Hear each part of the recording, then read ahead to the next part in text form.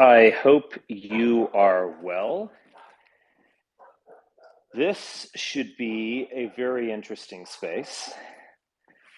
Xbox Live and I used to be called Koitgen, and we have had some good discussions. We debated abortion actually not too long ago, and we've also had a discussion about basically, does God exist and the nature of the universe and all that kind of stuff.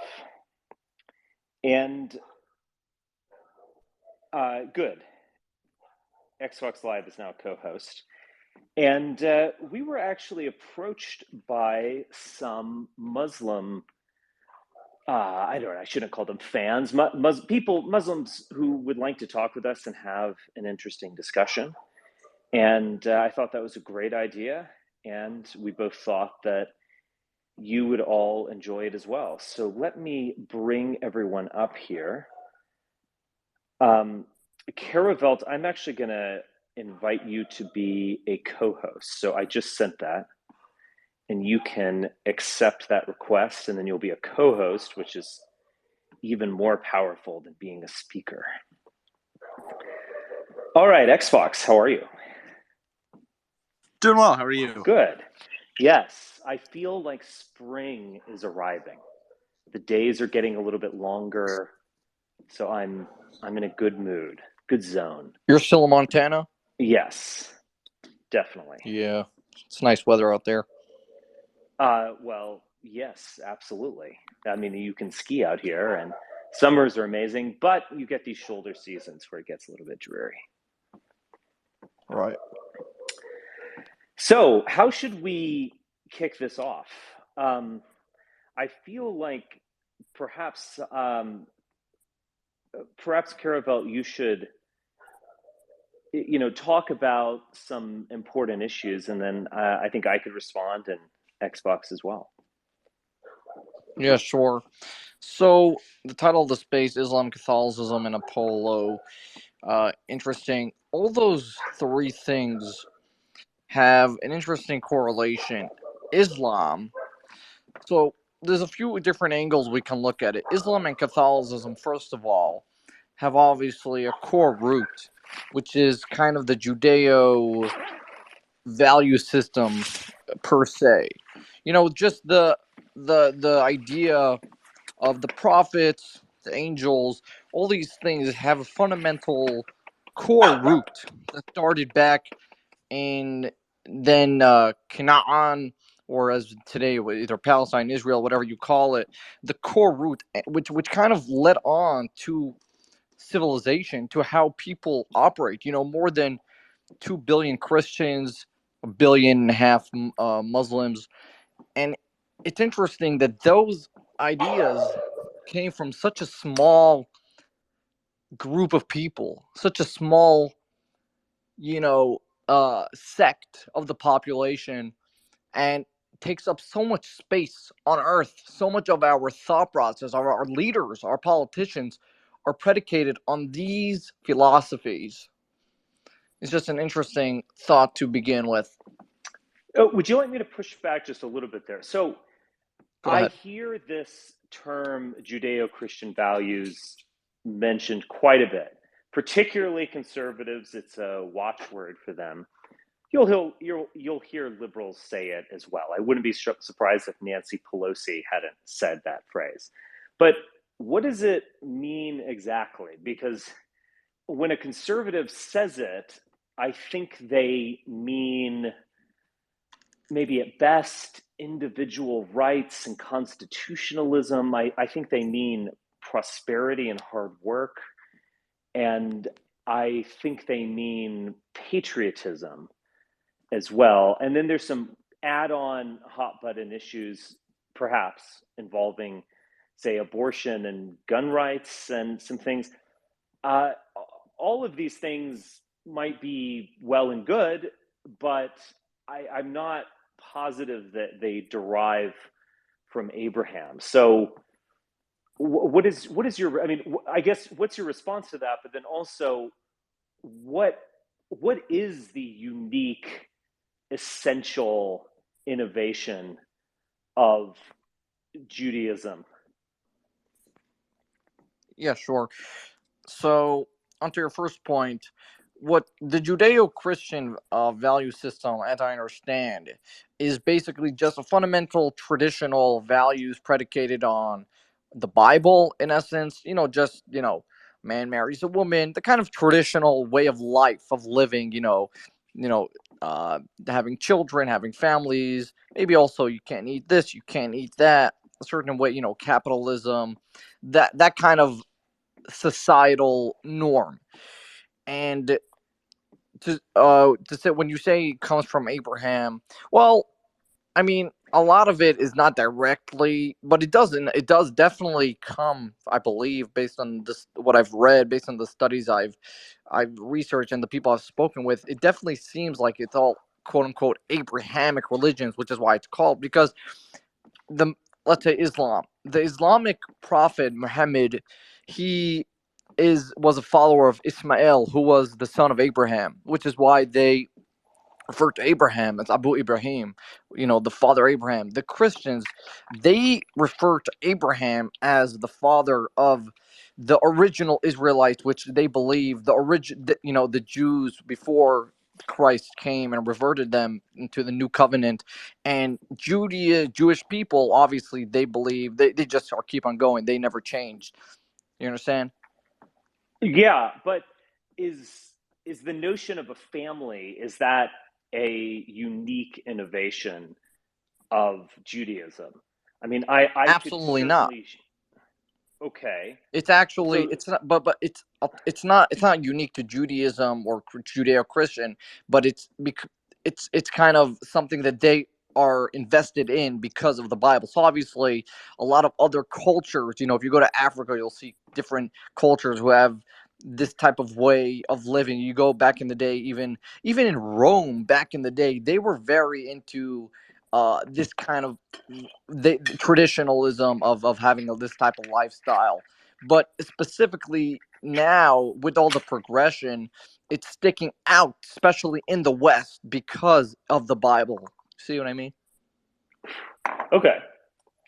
But wouldn't you have? I mean, I agree with the wild success of, let's say, Judaic or Abrahamic religions. I mean, that's just a fact.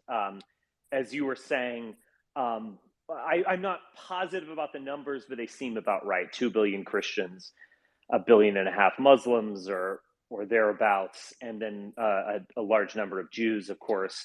So this is the most powerful faith system on the planet right now. And I also would not doubt that it informs our morality as we know it. It informs governmental systems. It informs social society and culture. I mean, I would never dispute any of that. But I guess what I'm getting at is, what is the essential core of this? Is it monotheism? Is it man and woman made in God's image? What is the unique innovation? Because if you're just saying that, people who are is a Muslim or Christian or so on, they hold on to their values and they respect the family and so on, okay, but that seems rather weak in my mind. I want to know what is it about the Judaic set of religions that's unique, and why is it that, being, say, a Greco-Roman pagan or an Odinist maybe, or some other religion, it's rather marginal. It seems almost, at least in the West, not elsewhere, at least in the West, it seems almost like a kind of lifestyle choice. So what is it in terms of worldview or teaching that is unique? Sure. It all comes down to the belief in a higher power of God. To understand the Abrahamic religions, you have to look at the core root. How did it begin? It began, Abraham had a son Isaac, Isaac had a son Jacob, and he had 12 tribes. From then on, he had 12 tribes. I'm not going to go through all the names. What's interesting about them is that what made Abraham special was the fact that he started the whole Judeo and then evolved into Christianity. That whole philosophy was the notion on a one God. That is what it all. That's the core root, a one God, and that is, I would say, probably the fundamental layer. From that core root of a God came the commandments, came the laws, the rule of law, and so on and so forth. But to really pin it down, I would say it's the belief system in a God, in one God. So it's monotheism. Correct. Okay. Xbox, do you want to kind of respond to a little bit of this? Sure. Yeah. I guess I was thinking about the conversation on judeo-christian values. So that's a term that, not just for obvious political reasons, but I don't like the term judeo-christian, Sure. just because I think it's well, I mean, for a variety of reasons, but I think it's anachronistic. I think it emerges in the post-war liberal dispensation, and it serves a certain political objective, which is kind of like indifference to confessional differences. I think it's kind of anthropocentric, like these sorts of judeo-christian values. For example, we mentioned like family values voters, having a family, living a conventionally conservative lifestyle. That is a part of historical Christianity and historical Judaism. I think it's also a part of most most pre-modern societies. But I don't think that's what defines kind of the Christian ethic. I would say that if we take Judeo-Christian not to refer to a kind of post-war generic Western religion, but instead to refer to the value system of the Old Testament Jews as preserved or arguably interpolated by later Christians, then I think this is fundamentally a spiritual ethic. It's defined by a vision of creation as a purposive order that reflects the intentions of God. And at the summit of creation is man, or at the summit of earthly creation, there's angels in between man and God. Angels are created, but at the summit of earth is man, and man's purpose is to become righteous in the eyes of God. I think that's the historical Jewish Christian vision. I think the main distinction between the Old Testament Jews and the kind of Christian shift, if we want to call it that, is a change from prioritizing becoming righteous in the eyes of God to becoming united with God. And man, in Christian view, is united with God in virtue of his righteousness, which is what Christians historically call justification. There's all sorts of controversies about what does justification involve. Justification by faith and works, or faith through works. So that, I think, is what's distinctive about the Christian view. And I think that that's very different from certain Greco-Roman pagan, Platonic, Neoplatonic or Middle Platonic pagan views and Proclus. They also have views of man becoming somehow united with the one, or return to the one, and they have sort of monotheistic tendencies. But if we're talking about like Homeric paganism, then I don't think that there's such a view of man's final end as being some kind of union with or reunification with the original principle of God, the one, etc. I think that Homeric paganism usually has a kind of, or at least this is my impression, has a kind of quid pro quo relationship between human beings and deities. We imitate some of their virtues. The deities are also flawed, or at least finite in some ways, and we want earthly goods from them. Augustine calls that civic religion, the view that you render sacrifice unto the gods because you want some kind of civic benefit. Maybe the wins in war, or you want a good harvest, or something like that, or you want a healthy pregnancy, or whatever. And that's very different from the Christian view as to why sacrifice is rendered to God.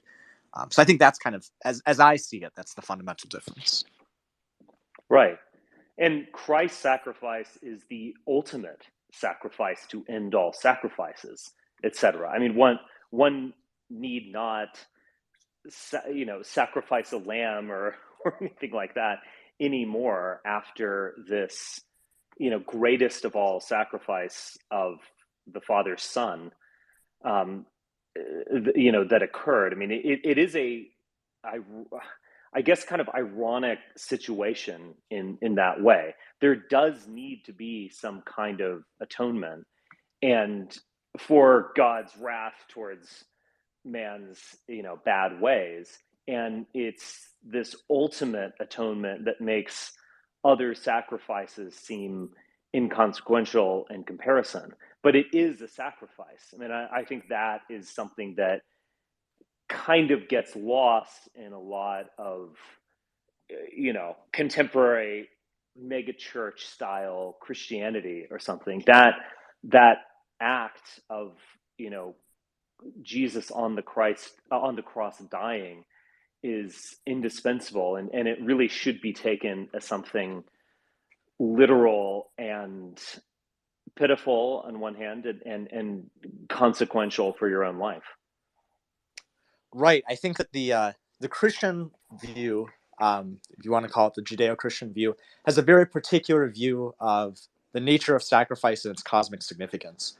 Pre-Christian Greek philosophy also has a sacrificial view of the cosmos, where they think that there is something fallen about nature, but it's not kind of like, it's not moral fallenness in the same way. God creates, in Genesis, God creates the world originally good and justified, and the world falls through a free act of self-corruption, original sin.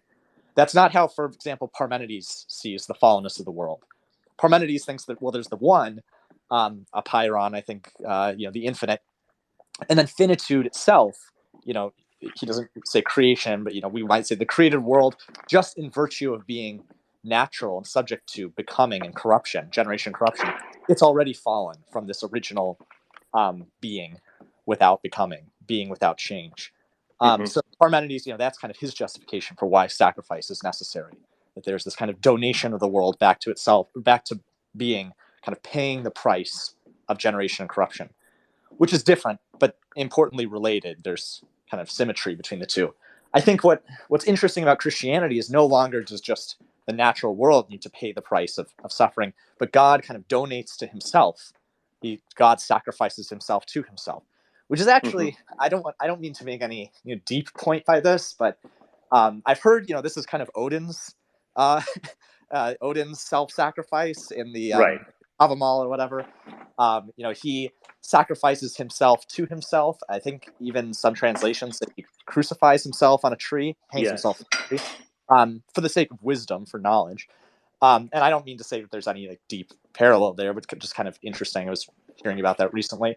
But I think that's what's very distinctive about the Christian view, that in some way, the self-donation of God, kind of like the sacrifice of the world to God to atone for sin, culminates in God incarnating himself into the world, kind of fully consummating that sacrifice at a definite moment. And obviously Protestants and Catholics are going to disagree about how does that particular historical sacrifice relate to time.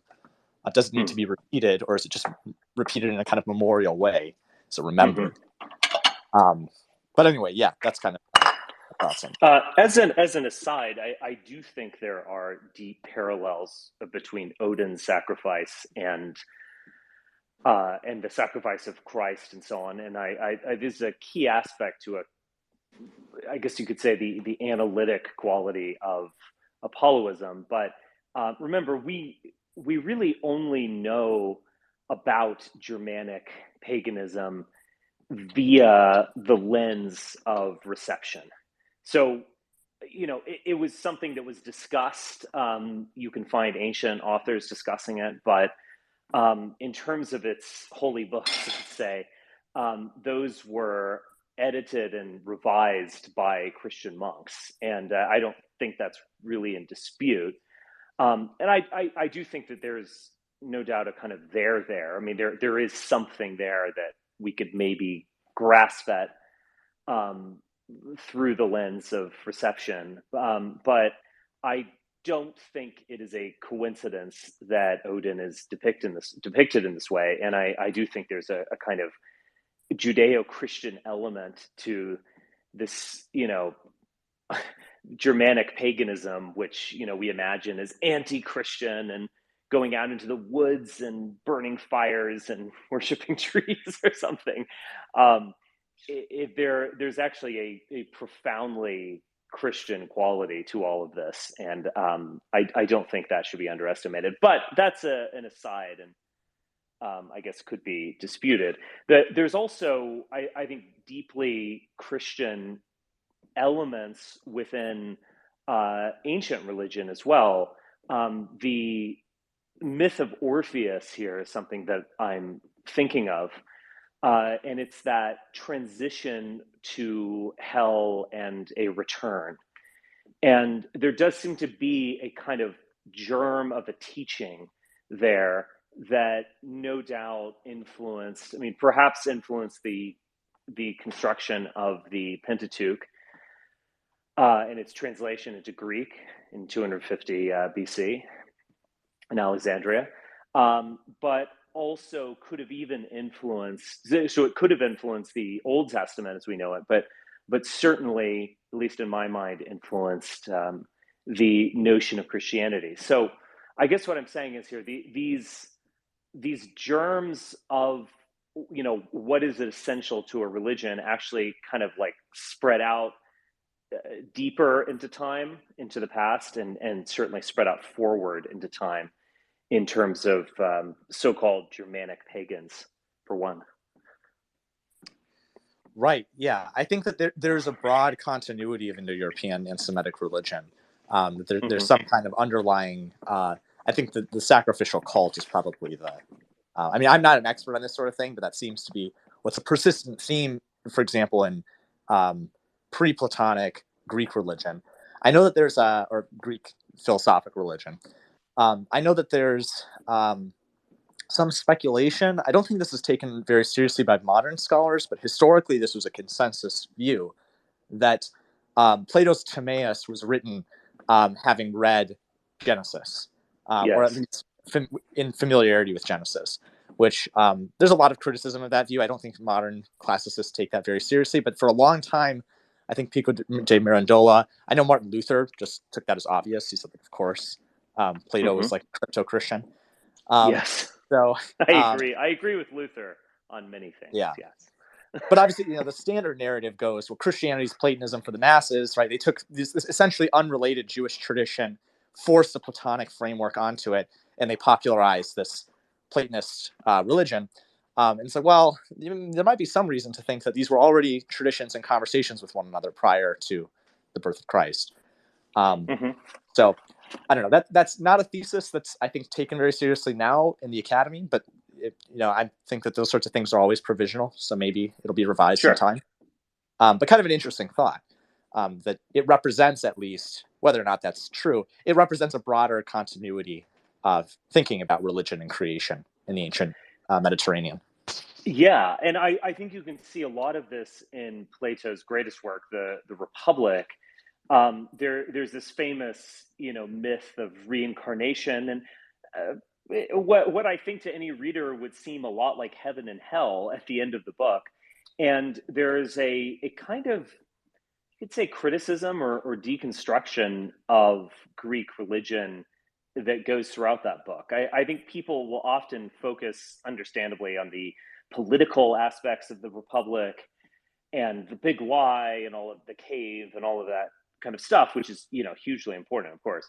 But I think there's a more subtle, even kind of esoteric quality to the Republic that Plato is definitely pushing in the direction of monotheism. And, it's kind of weird to say this. Obviously, Plato did not witness the Christ teaching, so the death of Christ, obviously.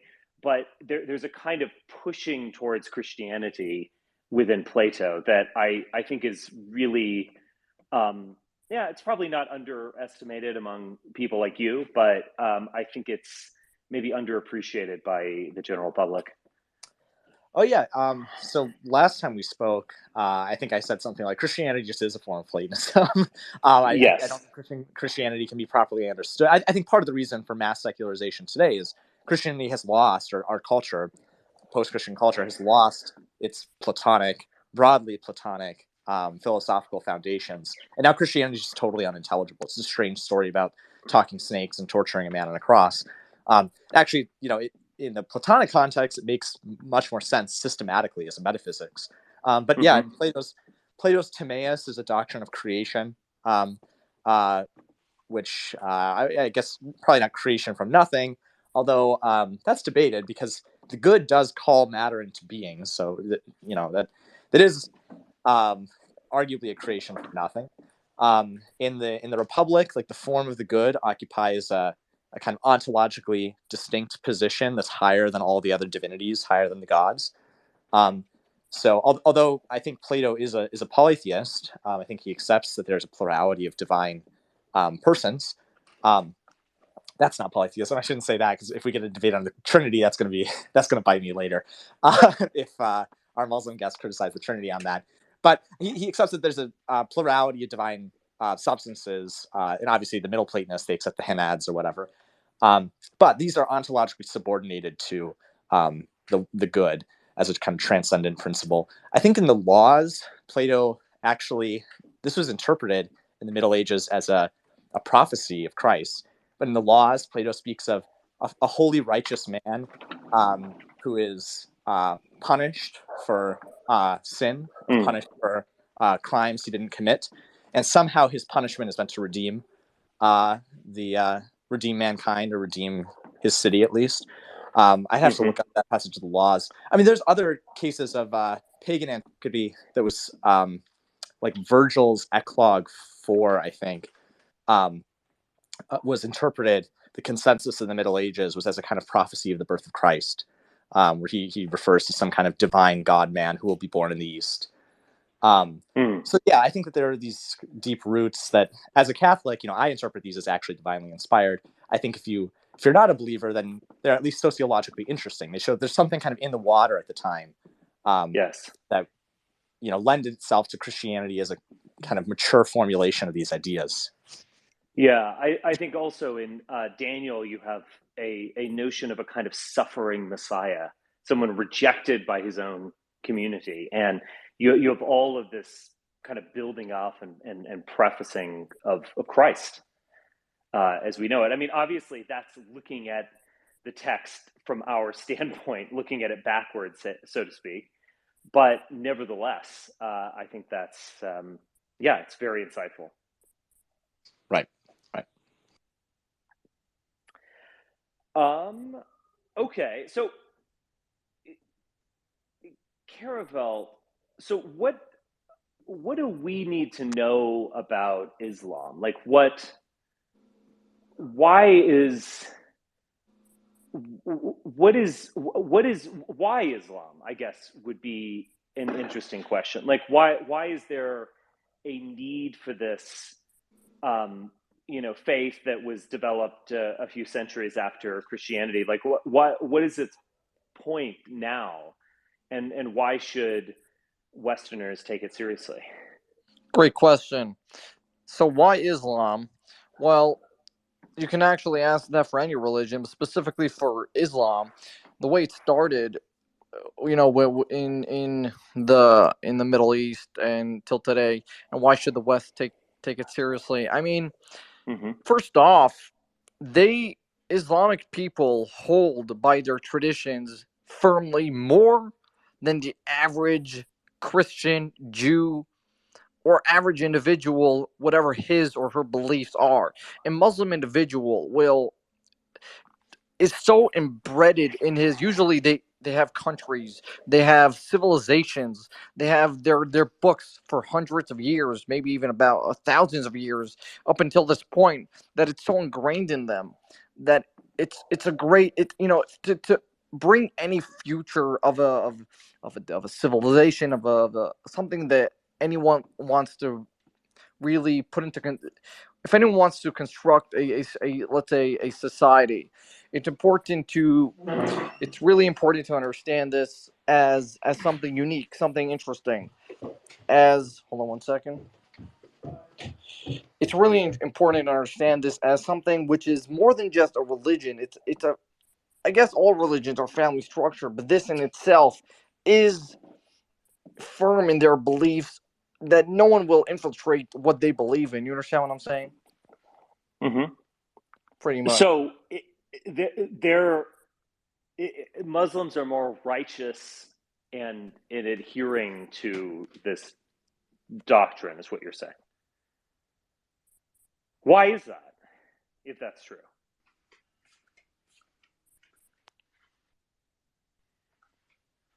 Oh. Okay. Do you want to pick up on that, Xbox? Do you kind of agree in a way, or? Just to be clear, because my audio was cutting out a little bit, the question was, why are Muslims, kind of firmly embedded in their doctrine? Why are they so orthodox? Okay. Yeah, sorry. This might be a good point to bring. This might be a good point to bring in. Robert. Vitamin. Yeah. Thank you, Xbox, and thank you, Caravel, and thank you, Richard, for having us on. And also, if you could make Knowledge North a speaker. I know he's in the UK and he's probably falling asleep right now. Okay. But I'll try to, in fact, maybe if he can get him on, because he's I'm like the caddy to his Tiger Woods. He knows a lot more about Islam than I do, but I could give it the best shot if you're not able to make him a speaker. But for the time being, I'll answer the question as best I can. I've been Muslim for 20 years, and we firmly believe that the Quran is the final revelation from God. We also believe that in one all-powerful God who controls the universe, who's the sustainer of the universe. We believe in the biblical prophets that were in the Bible. That goes for Adam, the first man. We believe in Adam and Eve are the first two people, that we all came from the same origin. Jacob, Moses, and the Torah was given to Moses. But we believe that that the original, the followers of Moses were actually, and all the other prophets were in fact Muslim. In fact, in the sense that they submitted themselves to God. So over time, that the Torah itself became corrupted, even though we do believe that at that time it was a revelation from God. We also believe in the Psalms of David.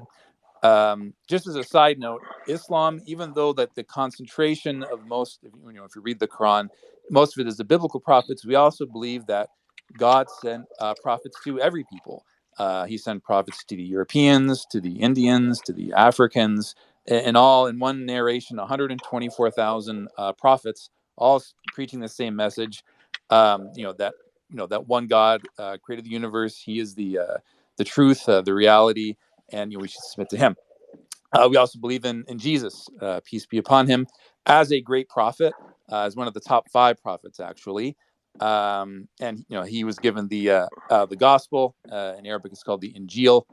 But he was sent to the lost tribes of Israel, we believe, and we don't actually believe in the crucifixion story. We believe that he was saved from God saved him from the crucifixion. So we don't believe in Jesus, peace be upon him, as a salvific figure.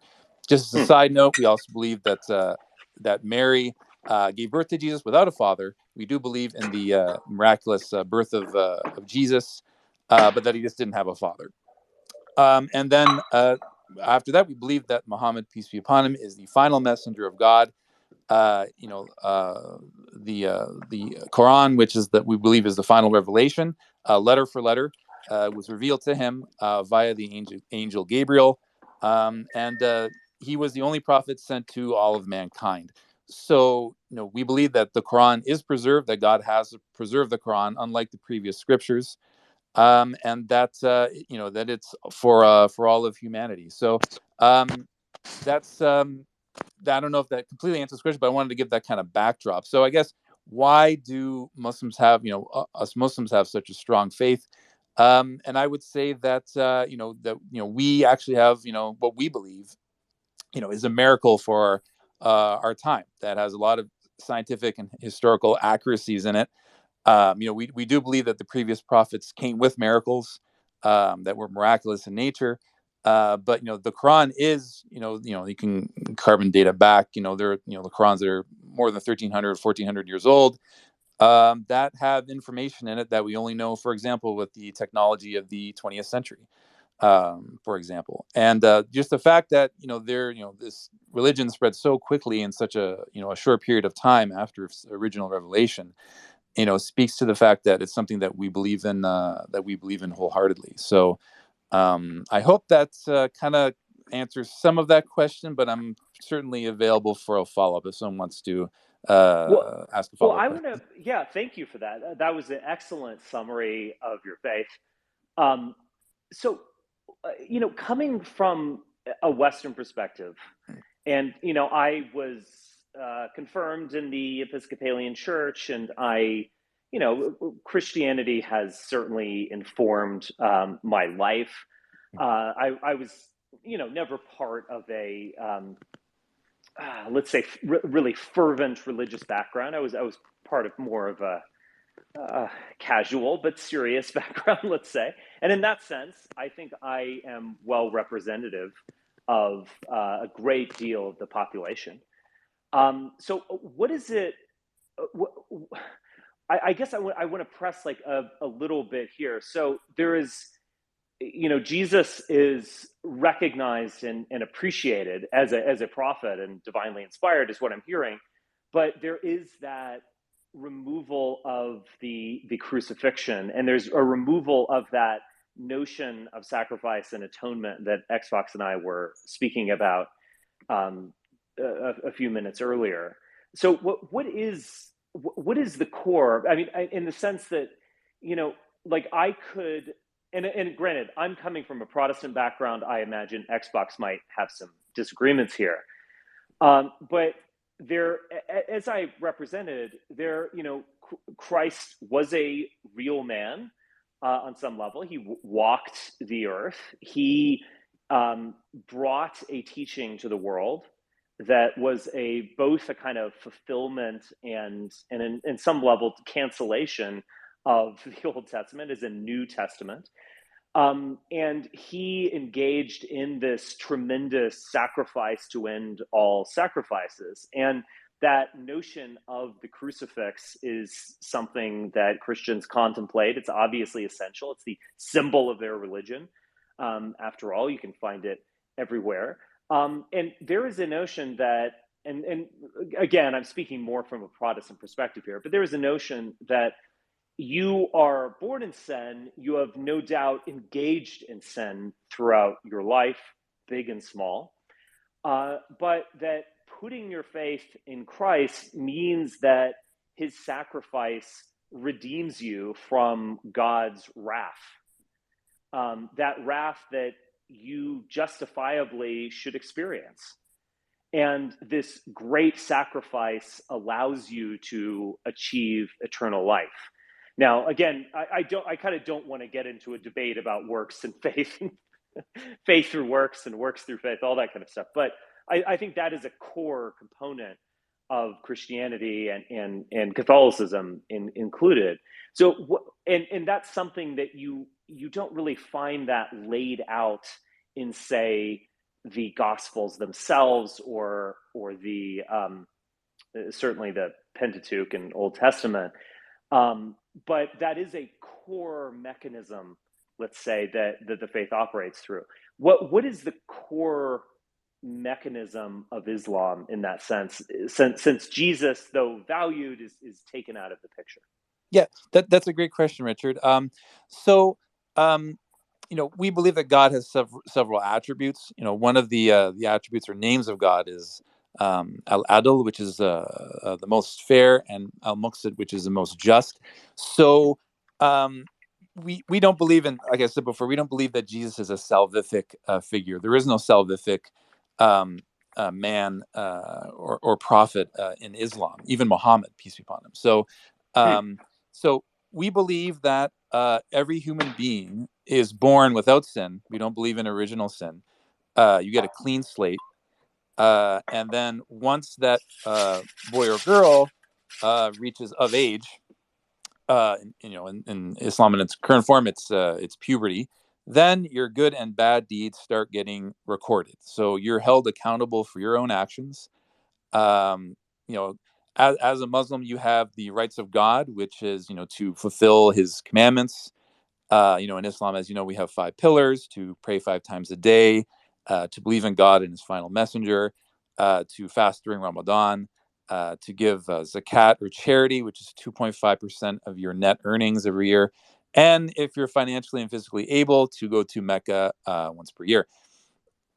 So that's, some of the, I guess, the rules and ethics of the, worship in Islam. So those are part of what we call, the rights of God, right? So, we're going to be held accountable, for the good and the bad that we do in this life in terms of the rights of God. And also, we believe in something called the rights of man. So, not praying, or, not fasting, or not paying charity, those are violating the rights of God. But say, for example, stealing or violating the rights of others, or stealing, a handicapped person's parking space, that's actually violating the rights of man. So you're also held accountable for that as well. So, that's basically what we believe as Muslims, that, every baby is born on, what's called the fitra, or, the pure state of worshiping God. And then once they achieve of age, then, they start being held accountable for their actions. Now, it sounds harsh, but, God has made it very easy for us. He wants us to do well. He wants us to achieve salvation. And, he's, if you read one of the basic tenets of the Hadith, about how he has set up this system, it's very easy for us to, achieve salvation, even though it seems difficult on the surface. So, for example, we believe that if you do one good deed sincerely, God will multiply that by 10, or even several other fold, right?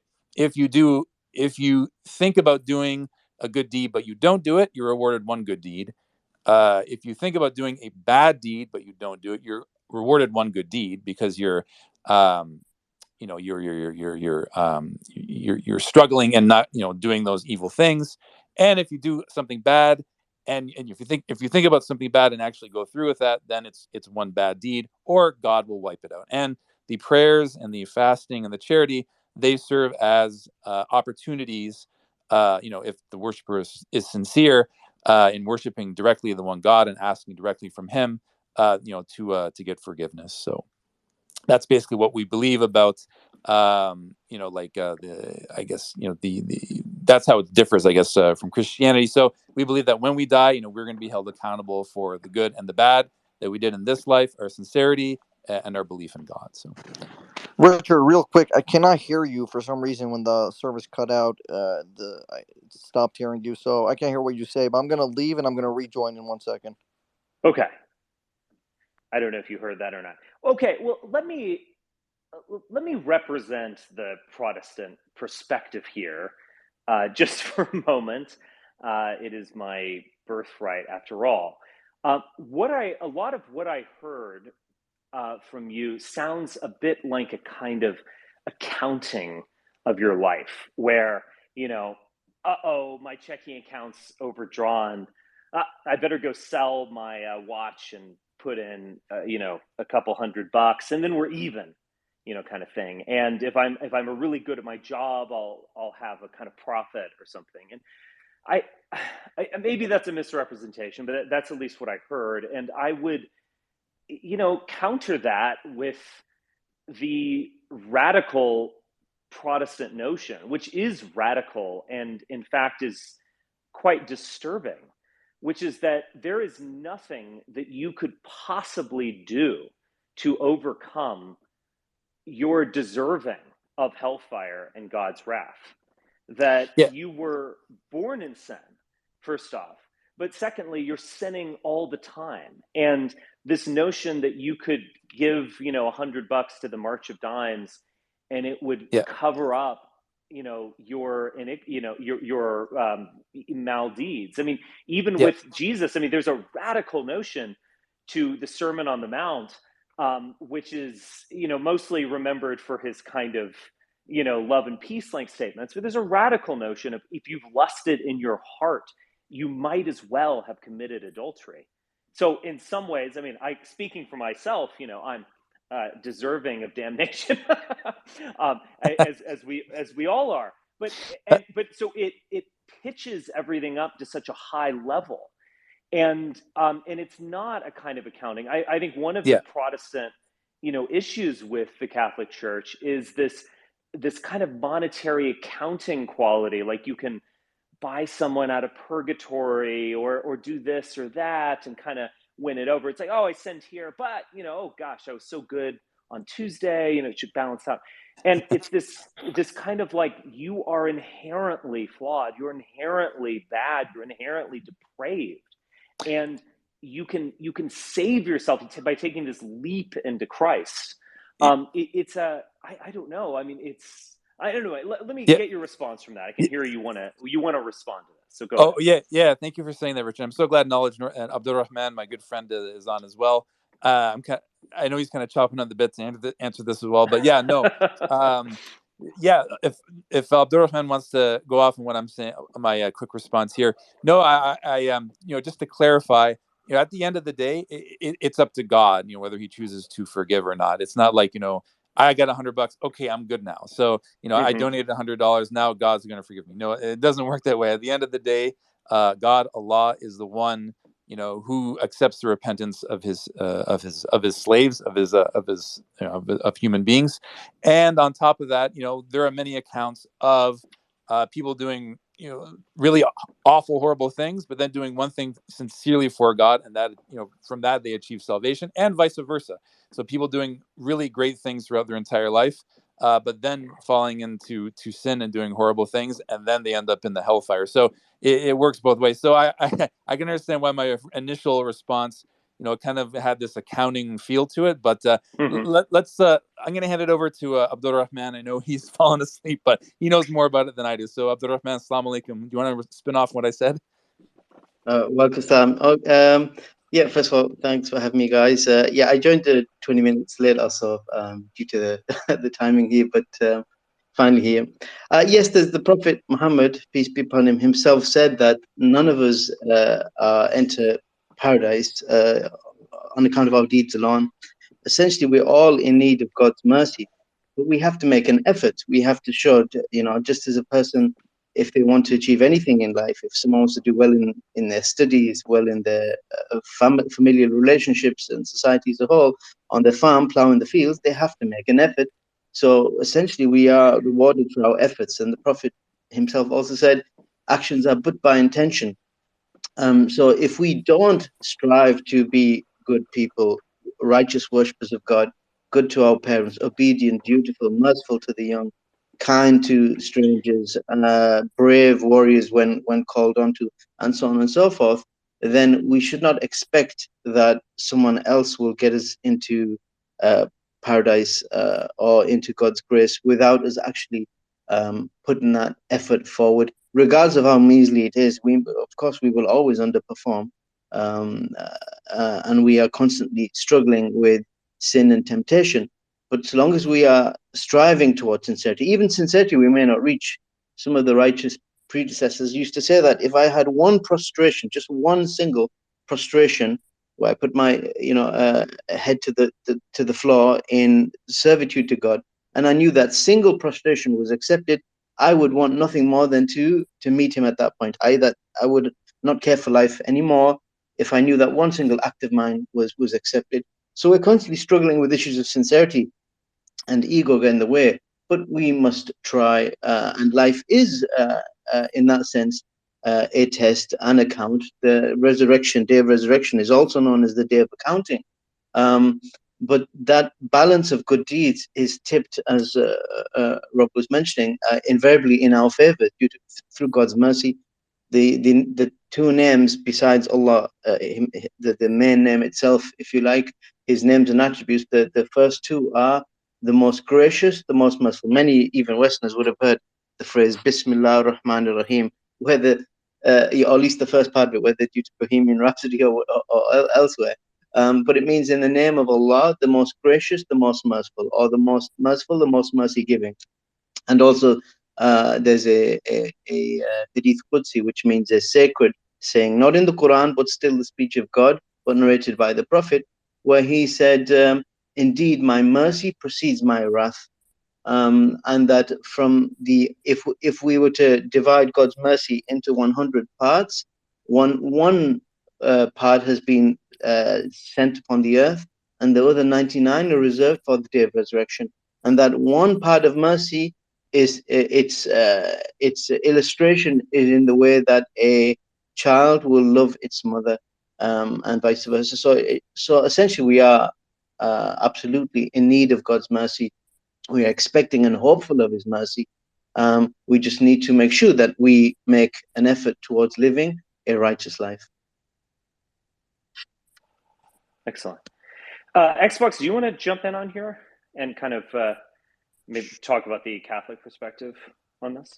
Sure, yes. So maybe I should lay out kind of like how I see the differences broadly between Christians and Muslims on the one hand, and then Catholics and Protestants on the other. I think there's a radically different view of justification in Christianity and Islam. So I'll use the term justification, even though I think that that's usually mostly used in kind of Christian confessional apologetics. But I think it's fair to use here. So the question, how is man righteous before God? Righteous in the eyes of God. In Islam, if I'm understanding it correctly, it seems to be, and this might be an unfair characterization, so apologies, but it seems to be that God tallies up your good and your bad deeds, and these good deeds are within the natural powers of the will to fulfill. The question fundamentally, I know Leo Strauss talks about how Islam and Judaism are similar in this respect. The question is obedience to the law, primarily, and that's within man's natural powers to fulfill. Christianity, I think, differs in two ways. So one is that the concern is not primarily whether the particular deeds of our life are, as an aggregate, on balance, good or bad, but rather whether our life taken as a whole, our sins and our good deeds, or acts of charity taken together, is altogether justified. So that is, I take it, whether our life can be viewed as one constituted by the supernatural love of man for God. And that leads into kind of the second main difference, which is that Christianity begins with a deeply pessimistic anthropological thesis about man's ability to fulfill these duties to God. So even apart from grace, the supernatural assistance of God, man is able to perform his civic duties. At least most of the time, or some of the time, we're able to keep the laws to avoid particular sins. You can avoid murdering someone if you get angry, for example. But we're not capable of the supernatural love of God. You might avoid murdering your relative because you love your relative, because you fear punishment or something like that. You can avoid a particular sin, but you can't avoid it out of reverence for God, from a genuinely spiritual motive, unless you have a supernatural love of which you are not naturally capable. Because following the fall, following original sin, the object of man's will consists of just natural finite goods, which are taken in relation to our happiness. So I think that's, as I understand it, a basic distinction between Christians and Muslims on the question of justification. And then on the question of Catholic and Protestant differences in justification, I think Catholics agree with Protestants that there's nothing we can do to justify ourselves. Apart from God's grace, we're all damned. The real difference is that God's grace affects a conversion for Catholics. God's grace affects a conversion of the soul, which is manifested in charity or good works. So on the Catholic view, we don't have to persist in sin following the conversion of the soul by grace. God actively moves us to love of himself, first in justification and then sanctification, where we grow in goodness, or we grow in justice. And the Catholic view of justification is therefore ontological. It involves transformation of the soul, orienting the will to God. So instead of loving created natural things for their own sake, we begin to love them under the aspect of God and to love God as the highest good. So the righteousness by which we're saved for Catholics is infused, is the term that Catholics usually use. It's infused into the soul. It doesn't mean that you save yourself, but that the instrument of your salvation is the reorientation of your will from fallen nature to God.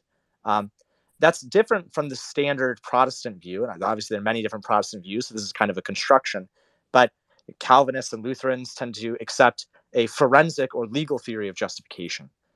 So man is essentially depraved, even following conversion, perhaps, and he can remain depraved, but the justice of Christ is imputed to him. So God extends mercy to some to manifest God's goodness, his mercy. And those to whom God extends that mercy are sanctified, which means that they can grow in holiness. But they are justified in virtue of Christ's justice on the cross, which is extrinsically imputed to them. So they don't have to be, or at least to the extent that they're sanctified, to the extent that they grow in the love of God and they're able to avoid sin, that is not the instrument of their justification. It's just an effect of their justification. So man is righteous before the eyes of God in the Protestant view, or at least the Calvinist and Lutheran view, not because man has actually become righteous, but Luther says that it's actually kind of a grotesque metaphor. Luther says that the righteousness of Christ's death on the cross is like a snow which covers a field of feces, and it conceals our sinful nature. This is the beauty of the snow. But deep down, we remain depraved and sinful. But God mercifully suspends the judgment which is due to us. It's kind of like God extends us a pardon, where the Catholic view is more, it involves more rehabilitation, right? The justice of Christ actually involves, through an act of faith, the transformation of the will. So that, I think, is like, the Protestant and the Catholic views share a deep underlying pessimism about what man can do apart from God's assistance. But the Catholic view is in some ways more optimistic about what God's assistance actually involves for us. Not just whether or not we will be punished, but whether or not we will, in this life, be sanctified and able to avoid sinning. That might be an uncharitable characterization of the Protestant view. I know there's a diversity of Protestant opinions, but I think that's broadly a fundamental difference. Mm-hmm. Ibrahim and then Knowledge. Both of you have your hands up. Ibrahim, do you want to go first? Yes. Assalamu alaikum. This is Ismail from North Carolina. Robert knows who I am. I haven't interacted with Abdurrahman before. First of all, what I would like to say is that the views presented by the first two Muslim speakers, I think, were somewhat inadequate and not entirely traditional in terms of when we speak of salvation, because salvation basically means that you will, go to heaven and not be eternally damned. In traditional, and by traditional I mean Ash'ari and Maturidi Islamic theology, and I think traditional atheism as well, which is what they adhere to, from what I heard, your salvation is entirely dependent on faith. It has basically nothing to do with your deeds at all. It has to do with if you have iman. It has to do with if you have faith in Allah. And whether you have faith in Allah or not, this is somewhat similar to, I guess I would say, maybe Calvinism. That is entirely dependent on whether Allah destines you to have iman or not. It's somewhat different in the fact that you can lose iman. There is such a thing as falling from grace, one would say, or apostatizing, which doesn't really exist in Calvinism, because Calvinism is once saved, always saved. But your deeds are not what determines whether you have eternal salvation or not. Your faith determines that, and your deeds determine primarily possibly your rank in the hereafter, and also if you face a punishment before you go to, if you have some sort of requital before you go to paradise. Because Muslims have a concept of that on the day of judgment, those who have major sins, kaba'ir, or sort of mortal sins in sort of Catholic terminology, if you still have that and it's unrepented of on the day of judgment, you will face some sort of punishment. You will face a requital. You may spend time in hell even being purged of these sins, but you are not damned. You are not damned. You go to paradise. And whether you go to paradise or not is 100% dependent on your faith and nothing else. It and it depends on whether, in your heart you have iman or not. And iman is something which is given by Allah. It is not something that you earn. It is not something that you can strive for and get by your own efforts. It is something which you are given or you are not given, basically. First off, I'll let some of the Muslim guests here respond to that. Then I actually have something to say on this matter. But just Knowledge or Vitamin R, or I guess that's Robert. Would you guys like to respond? Sure. So we believe as Muslims, Rob, jump in anytime, of course. Jesus, Muhammad, all the prophets, and us, every single human being, and some non-human species as well, were created for the worship of God, to serve Him. And worship is a very broad term in Islam. It means anything that is pleasing to God is an act of worship. Anything done in His obedience, seeking His face, is considered worship. So it could be smiling, an act of charity, even making love to one's spouse in a illegal fashion. Even that is considered an act of worship. So that being said, just like Jesus worshipped God and was also reliant on God's mercy, likewise, everything we do, if we do it seeking God's pleasure, it goes towards our good deeds. And as I mentioned at the top, maybe the other Muslim speaker didn't hear it, the Prophet Muhammad said that none of us will enter paradise on account of our deeds alone. But that does not mean that we don't do any good deeds. We have to live righteously. That is what we've been created to do, to worship Him, which, as we mentioned, is any act of goodness. There's the ritual acts, such as the 5 pillars that Rob mentioned at the top, or there's the non-ritual acts, such as we said, just being nice to people and cleaning the streets and charity and so on and so forth. The scholars of Islam, now factoring in what was said about the differences between Islam and Christianity, the scholars actually mentioned this. They said that, look, you have people who worship God out of love alone. And this is often explained or presented as the way some Christians and some esoteric sects within Islam who follow the Christians in that regard worship. Then you have those who worship God out of fear alone. And it's often said this is kind of the Pharisee type of way, where the spirit is sucked out of faith. But the true believer is the one, he or she, who worship God through love, hope, and fear. Love being the highest, the pinnacle. But you also need hope and fear. Why? Because this is the reality of man. You will find those, just if we're talking about streets of America or London and what we see of criminality, some people will invariably not want to commit a crime because they are raised a certain way and they are self-accounting. They consider it something that they should not do, they must not do. Others, they need the stick. They need to know that there is a consequence for your breaking and entering, for your murdering and raping. And others but this doesn't have to do with salvation. We're talking about salvation. Whether you go to hell eternally or not, whether you go to heaven or hell eternally. That's based on faith. That's based on iman.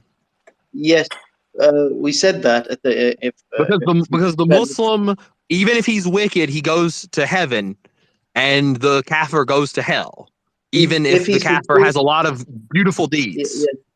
Yes, we said that if God forgives the person, the Muslim, he will enter paradise, but he still must be an obedient Muslim. He or she still must pray their prayers. Everyone who dies upon their shahada will go to paradise. If you are a Sunni Muslim, believe that.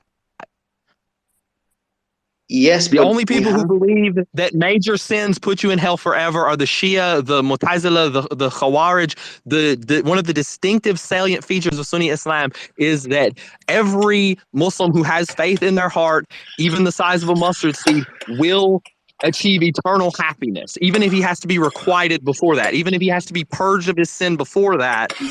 Every Muslim. There's no contradiction here. You shouldn't try to jump the gun. We're not saying that the Muslim doesn't go to paradise, but that Muslim must fulfill his obligations of why he was created. Allah says in the Quran in chapter 51, verse 55. You are commanded to do ibadah, yes, but we're talking about salvation. salvation itself, this term is not is a Christian term. What we have is hold on, yeah. Ibrahim, maybe dial it back just a bit, okay? So we can have a good discussion here, all right? I mean, I understand. I'm sorry. It's all right. It's all right. I'm sorry. It's all right. Yeah. So, yeah, of course we believe, otherwise we wouldn't be Muslims, that at the end of the day, you will go to paradise on having true belief. However, as the early generations would say of Muslims, faith is speech and action. It increases and decreases. It increases with good I'm a deeds, Maturidi, by the way. Okay, fine. And decrease. Yeah, we're not interested in sectarianism here, brother. Faith increases with good deeds and decreases with sinfulness. So, it's as simple as that. So, just as you may have someone who is a complete lout, a complete debauched, villainous person, the worst, the worst exemplar of evil. I can't hear. Such a person is not at the same rank as someone who is righteous, like a prophet, like Jesus. Therefore, we must strive towards being righteous. At the end of the day, we do need God's mercy, and God is all forgiving. But we must live righteous lives in order for because God is most just, as Rob said at the beginning, and the people of paradise are not like the people of hellfire. And God describes throughout the Quran the characteristics of the righteous. They are those who are truthful. They are those who are charitable. Those who are fasting, prayerful, brave, honest, kind, generous. These are all noble characteristics, and these characteristics will land a person higher in rank. But if that person has no good deeds at all, to the extent that his faith is just mere speech, then of course it's left to God's mercy. He may be punished, he or she may be cleansed, but at the end of the day, it's not as if we say, well, as long as I'm a Muslim, it doesn't matter. No, it matters. We must strive to be obedient. Ibrahim, this is a personal question, but so in that sense, you don't have to answer it. But I'm just curious. All right. So I heard some Calvinism in the way that you represented Sunni Islam a bit. And I also, from your accent, I heard a Southern accent, American accent. So yes, I'm a Southerner. Yes, I'm from North Carolina. I'm just curious. You're from North Carolina. Okay. Are you a former white Protestant who is converted to Islam? My family, one side of my family was Presbyterian, which obviously that's, Protestant Calvinist. And yes. Another side was Methodist, which is Protestant and non-Calvinist, Arminian, people would call it, Wesleyan, that sort of thing. So yes, I come from a Protestant white American background. Yes. Okay, I can see that. And this actually brings me to my next point. I mean, so there obviously, when we're dealing with these religions, we're in some ways dealing with the afterlife and salvation or heaven, however you would like to define it or name it. But obviously, none of the forgive me if what I'm about to say sounds a bit cynical. I'm not attempting to insult anyone. I'm offering you a kind of realist view of the world. None of these religions would be as successful as they are. I mean, we established that early on. A great deal of the global population is in some way a believer in a Judaic or Christian or Muslim faith. These Abrahamic faiths are dominant. If they didn't have worldly effects, if they didn't have power in this world and something that is attractive to everyone.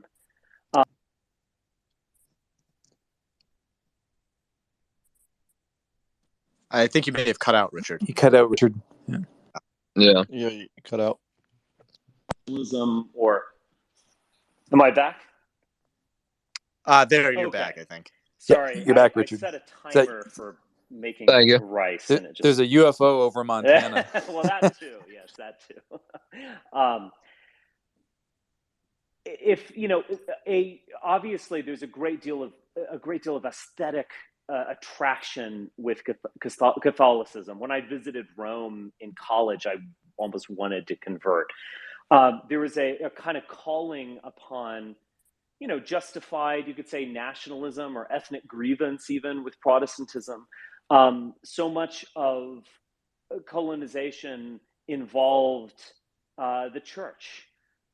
It can inspire you to do something powerful. There's this, I forgot who said this. I think it was a Jewish academic of some kind who said, religion promises that it can make bad people good, but only via religion can you turn a good person bad. Can you make him into a colonizer or an explorer or to go to war or so on?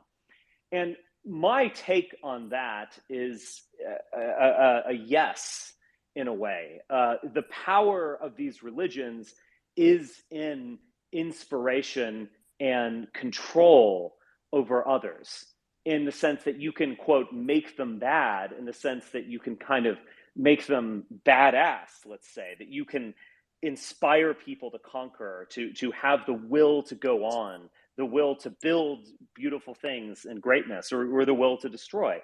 All of those are part of that inner power of these religions, which I definitely see and understand.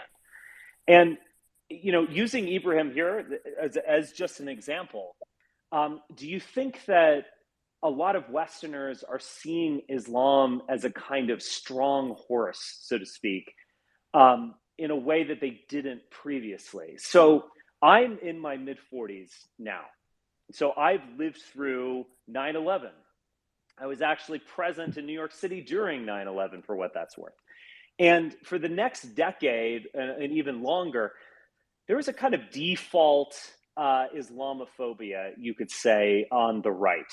And there were a number of major figures in this area who would read out bad passages from the Quran and tell you that Muslims are bad, and etc.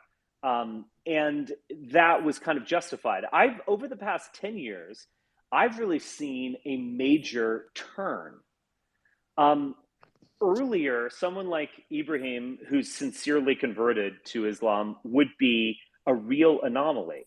It's still unusual, but I think it's much less of an anomaly now. And you can even see this in a lot of these school board protests among conservatives, where they're linking up with Muslims and saying, we both are really fed up with some of the liberalism or wokeness or trans ideology or whatever in schools, and they're actually collaborating with Muslims in a way that I think probably would have been impossible 20 years ago, and it's now a more regular thing. And I think in our Western societies, where we've lost Christianity, both Protestantism and Catholicism, as a kind of source of power, it becomes more of a lifestyle, you could say. It becomes a kind of dusty tradition that you pull off the shelf on occasion. There's a kind of renewed longing towards Islam as a source of authority, of discipline, as you described it, something that's actually very attractive to Westerners, or I should say a certain type of Westerner. And, in this funny way, living in this world of, Tinder, of the decline of the family, of relativism, I could go on, you know what I mean, just liberalism or wokeness, whatever you want to call it, that there's a new attraction for Islam that I think at the very least I would say is understandable. And it's looking more like a strong horse in the sense that it's able to affirm itself and justify itself in the decaying Western world. So what do you guys think about that, what I just said? I would say that absolutely. I believe that, Islam has sort of been rehabilitated in the eyes of a lot of sort of more conservative or more even radical right-wing, white American and European people. And I've seen increasing numbers, honestly, of white converts. I'm very close. I mean, as you know, as Robert Vitamin R it also is. I'm very close to a lot of people who have who are white people who have entered Islam recently, and that's absolutely a huge factor. Is that yes? There's a sort of perception that Islam is a strong horse. It is less sort of fragile or susceptible, at least in today's world, to sort of liberalizing modernity and the sort of ethical decay that comes along with it. Could I add something in there? Sure, go ahead. Yeah, Viceroy, yes. I think there is a simplicity to Islam in its kind of like singularity that kind of lends to the desire for anti-intellectualism, and I don't mean that in sort of like a reductive or backhanded way. I think people want a reprieve from intellectualism, and that's completely understandable. And I think that is offered to them by Islam. Also, I think and forgive my language, I just don't know how else to say this. It kind of has the fuck off energy that is kind of like embedded in the ethnic groups that constitute Islam, and that in itself is very attractive to I can see it being attractive to white converts who have kind of been under the thumb of like liberalism and sort of like white guilt perhaps, and etc. So I can see the vectors of it being a attractive proposition. Yes. Knowledge, would you like to respond, and then Robert can respond? Yeah, you go first, Abdurrahman, because I know it's late. Okay, sure, thanks. So yeah, in addition to what Viceroy just said and everyone else just said, part of it goes back to what Robert started at the beginning with, the bit I caught anyway, is the preservedness of Islam, that Allah took it, or God took it upon himself to preserve the Quran.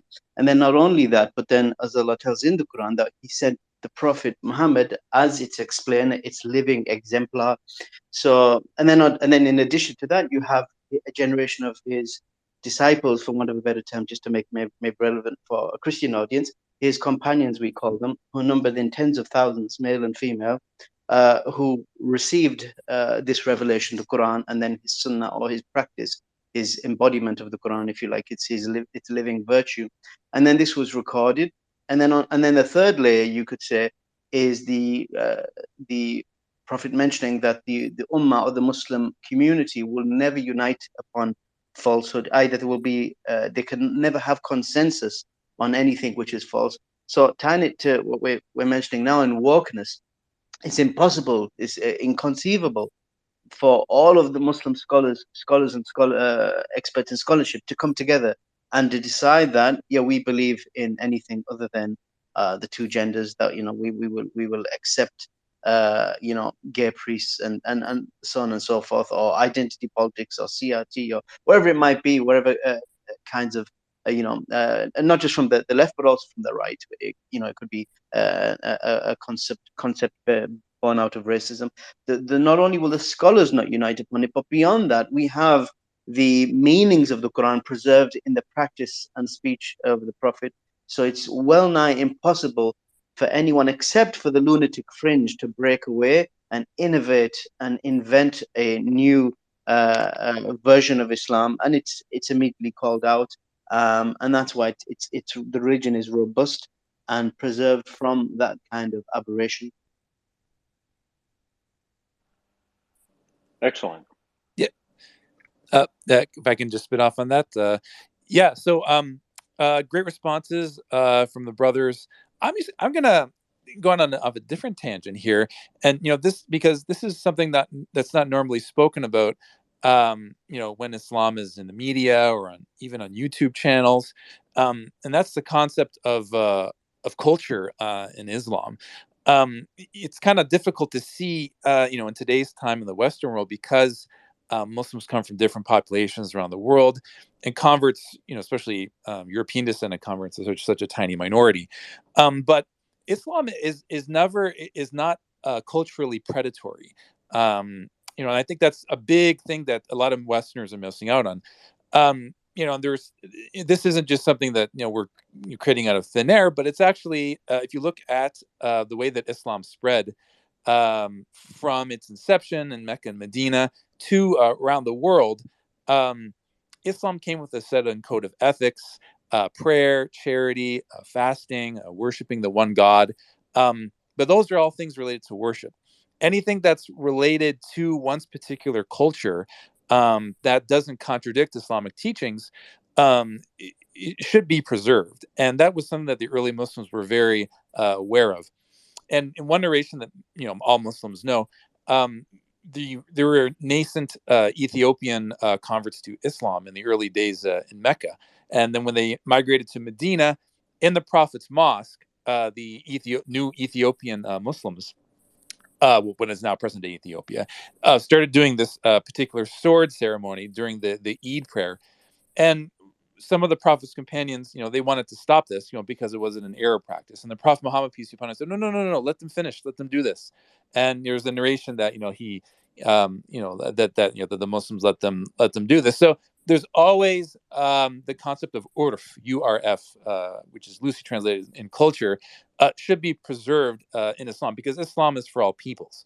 And even when the Muslims went to Jerusalem, shortly thereafter, there's narrations of one of the companions who saw, the leader of the Muslims at that time, and he was, in this large hall, and this pomp and circumstance and jewelry and stuff, and this was totally alien to the way rulers lived in Medina. And he asked, why are you living like this? This is not how we lived in at that time during the Prophet's time. He said, well, this is the culture here. If I don't live this way, the people aren't going to respect me. So there's it. So in short, if you look at the Muslim world, there's a large variation of cultures where people, they're Muslim. We have one Islam. We all pray and fast and give charity in the same way, and we all go to Hajj the same way. But say, for example, if you go to Xi'an, China, all of the Muslims there are native Han Chinese Muslims, and they've kept their clothing, they've kept their food, they've kept their architecture. So they've incorporated all of their traditional culture into Islam. And this is the same thing that you see in Bosnia. For example, I remember you can watch a documentary. It's called, I think it's called Allah in Europa. It was done by Jan Lyers, a Dutch documentarist. And his first one, he went to Sarajevo. And there was actually a fashion company, an Islamic fashion company run by these Bosnian ladies. And he was shocked because he saw these fashion designs of women's modest clothing, but the artists were Al Greco and Monet, and he said I don't see any trace of quote unquote Islam in these designs. And he asked the lady this. He said all these designs, they're very European. And then she responded, yeah, because we're European, right? So I think we need to really take a look at our the existing European cultures within Islam that have lived in Europe for centuries, who've created this cultural synthesis. So, and then you can look to the African American Muslims they've integrated their African American identity into Islam. The recent Tzotzil Muslims in Chiapas, Mexico.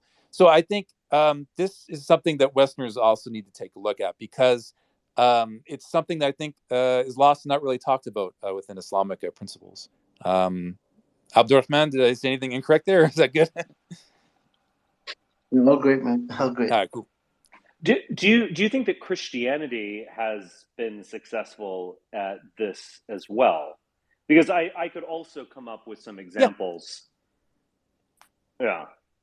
No, that point taken. Absolutely. When you go throughout even Christians throughout the world, the way that the temples were built takes on the architecture of the people. So I have no disagreements there. I do know that 10 years ago, and you were talking about before, right after 9/11, when I first converted to Islam in 2003, and I I remember that Muslims would buy out old churches that were otherwise going to be destroyed. And I was just like, oh no, this is a terrible move. Right. But now, 15 years later, I've done a complete 180 on that, because I'm just like, no, you're protecting and preserving the culture of the people. So it doesn't get, bulldozed down, in a Starbucks, or a strip club gets put in its place. So. Right.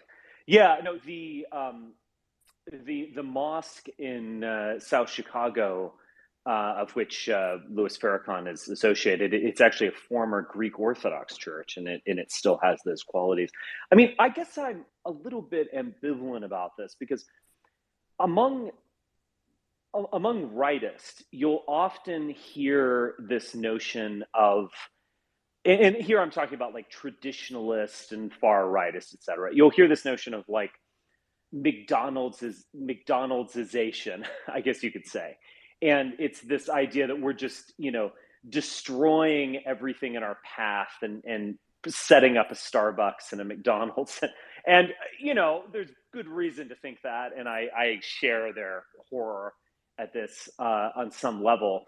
But I think it also might underestimate the degree to which Americanization is able to kind of absorb other cultures and customs and kind of integrate it into a global capitalist world. So I guess maybe this is to a large degree a kind of product of any sort of universalism, whether it's Catholic or Muslim or American neoliberal. I think we kind of underestimate the degree to which many of these structures, which could seem from an outsider's perspective to be oppressive, are actually able to integrate customs in a remarkable way. There are a lot of former peasants attending McDonald's and being able to purchase traditionalist food. Let's just say it that way. It's a very funny thing, and it gets to this kind of I guess, what was it? Jihad versus McDonald's versus jihad or something, where I'm forgetting the exact title, but the author, I remember this line from the introduction. The author was saying, all of these jihadists attacking the West and so on, what they see as secular and fallen from God and oppressive and evil and so on, they're doing it while wearing Levi's blue jeans. So it's an interesting contradiction. I would say, like, functionally, and mechanically, you're absolutely right. Who would argue that this is happening and has happened? But I think doctrinally, I'd say across all the Abrahamic faiths, there is reasons why we don't and should not allow, like McDonald's to leave its mark, or the Coke Bros to leave their mark. You know what I mean? Universalism or no, Sure. And there is a kind of, I'm thinking about the Tikkun Olam prayer within Judaism, which I believe arose in later rabbinical traditions, but there's an iconoclasm built into this. It is basically all knees shall bend, all other idols shall be smashed. We will, everyone will obey the one God. So there's certainly like a highly intolerant quality to any universalism, and even a kind of quasi-totalitarian quality to any universalism that I think we should also keep in mind as well. But it's an interesting balance. I'll say that. But it's a balancing act. I was just about to say that. Yeah. Xbox, you've been quiet for a little bit. Do you want to respond to some of the? Maybe you could respond to something that we both agree, which is that there's this a legitimacy crisis, I think, in many churches. From the Protestant perspective, there's a popularity of megachurch Protestantism, but then there's in equal part an illegitimacy to it.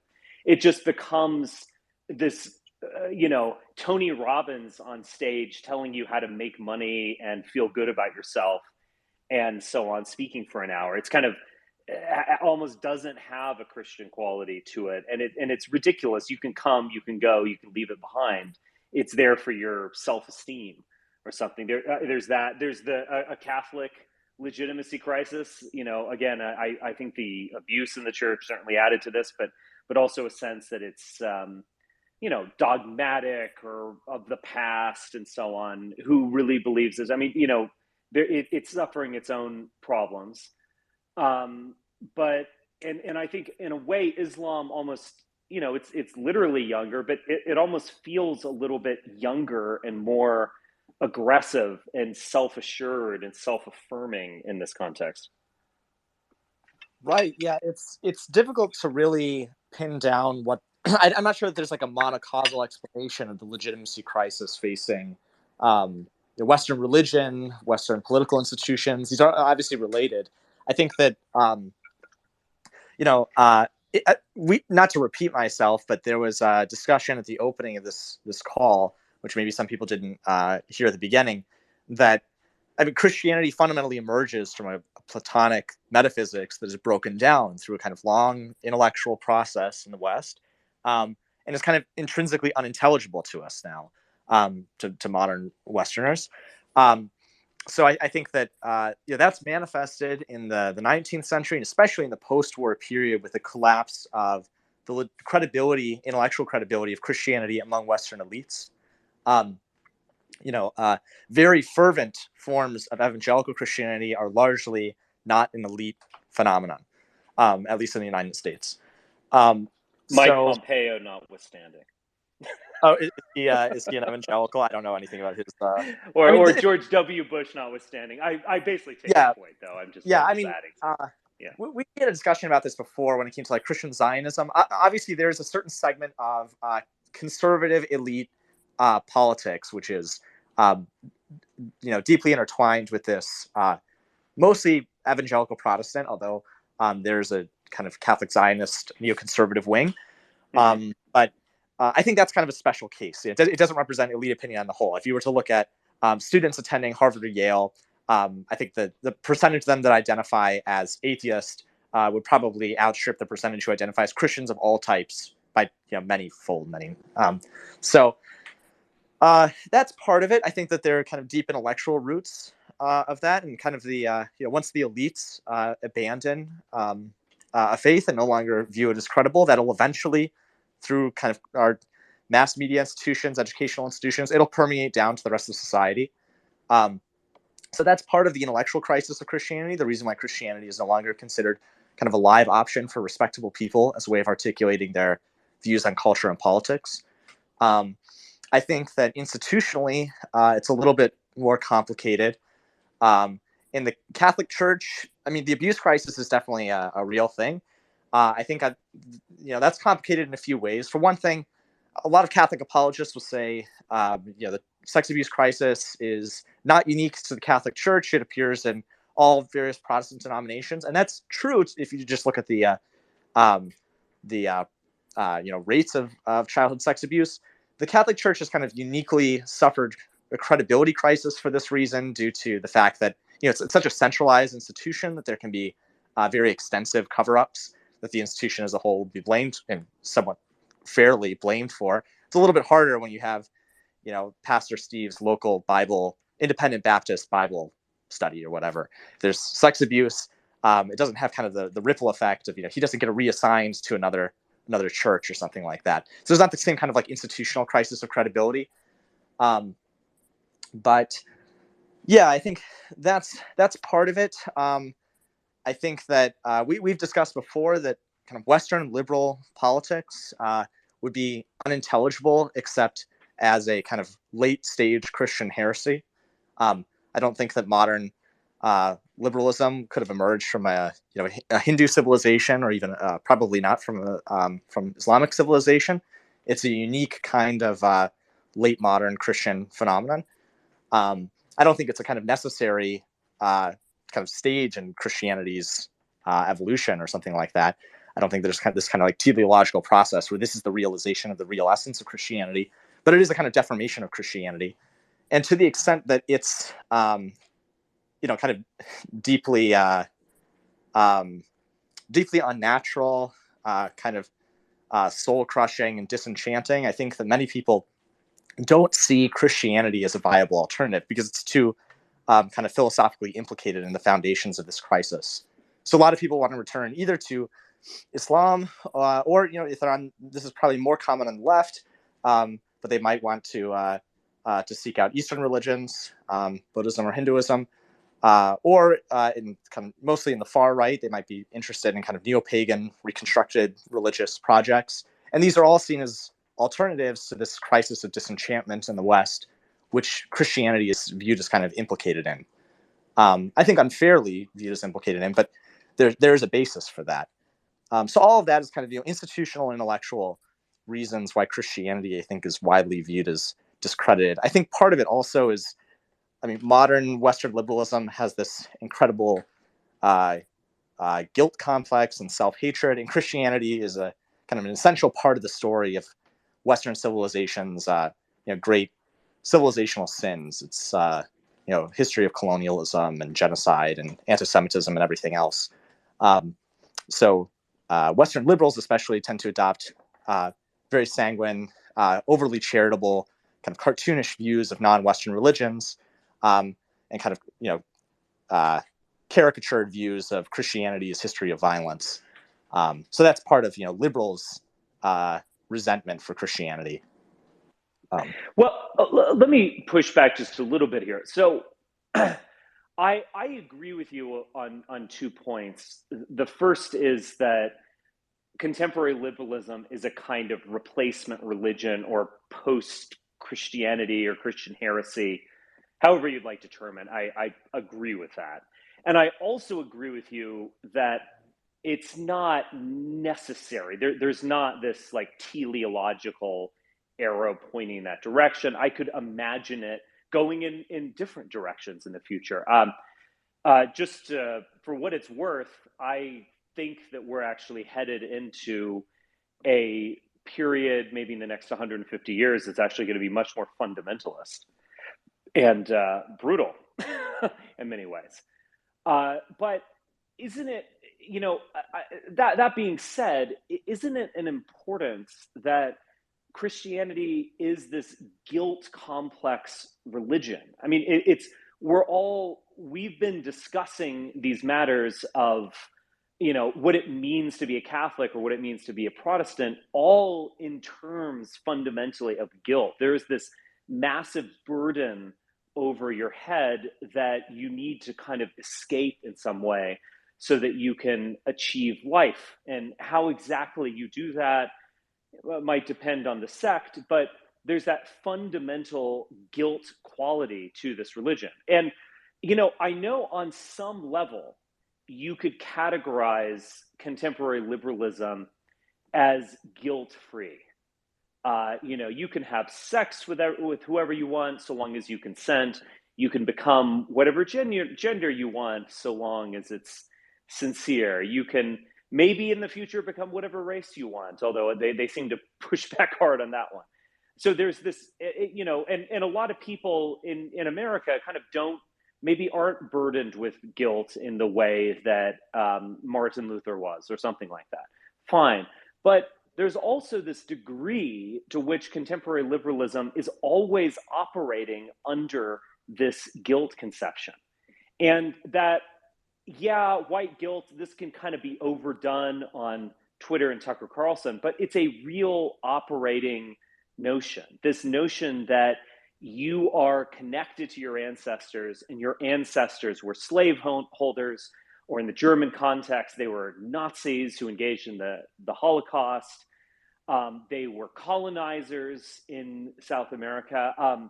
I remember this one anecdote. I think I mentioned it before when I was in graduate school at Duke, and we were having this little symposium, and someone who is not an expert in South American culture, he made a kind of passing comment on, let's say, like Venezuelan pop music, just his little insight. And I remember a lot of people were like, oh yeah, it's an interesting insight. You might be right about that. And this the girl who was an expert in South American culture went almost nuts. And she was like, you can't even talk about this without thinking about the legacy of conquest and genocide, all of this, overbearing stuff. So there's this way in which contemporary liberalism, as we know it, is fundamentally guilt-ridden. And even among conservatives who maybe want to kind of get out from that guilt on some level, but they still recognize that we're burdened by the past. We have this black cloud hanging over our neck. And so I guess what I would respond is, is there something to be said for the guilt-free quality of many contemporary people?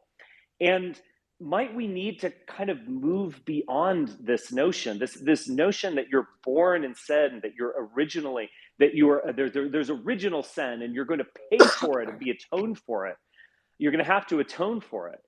Isn't this in itself, this kind of essential quality to Abrahamic faith, isn't this the problem on some level? And the origin, sin in Greek, is missing the mark. And I don't think that anyone here, I'm not saying that everyone is good and there's no bad deeds or anything like that. There are many ways in which I think about my own life, and I've missed the mark, and I've let people down, and I've not, what I mean. But that's very different than my being overburdened with this massive guilt complex that I can never really escape. And might there be a kind of alternative where we can get beyond these notions, that we don't need a guilt-based religion? And yeah, what do you guys think about this? I pushed back a little bit hard here in a kind of crypto-Nietzschean way, but what do you guys think about this? Maybe we should let Abdul Rahman speak before he has to pray Fajr. Okay, sure. Abdul Rahman, you want to go ahead? It's kind of late there. Okay, thank you. I concur essentially with what you said there, Richard. Our conception of the so-called original sin story, the Quran teaches that when Adam and Eve committed that sin, they immediately repented and they were forgiven, and that's it. There is no inheritance of sin. So we believe everyone is innocent and has no burden of sin. And the Quran says explicitly in several places words to the effect of, no bearer of burdens will bear the burden of another. Each is responsible for their deeds. So we believe in individual culpability. And this works both ways. It also removes from us the modern concept of victimhood. We reject this because just as we are not responsible for the sins of the father, likewise, we can't then burden anyone else for the sins of their father. We have to look at our predicament, our situation where we are, and pull our socks up, to use a colloquial term, and get on with life and not expect anyone to do anything for us, which is another saying of the Prophet Muhammad, where he said, look at those below you, not at those above you. The giving hand, the upper hand is better than the lower hand. The hand that gives is better than the hand that takes. So regardless of what we blessed or what a person might feel is that they are afflicted with, it's our individual responsibility to make do with what we can and to advance as individuals and then as society at large.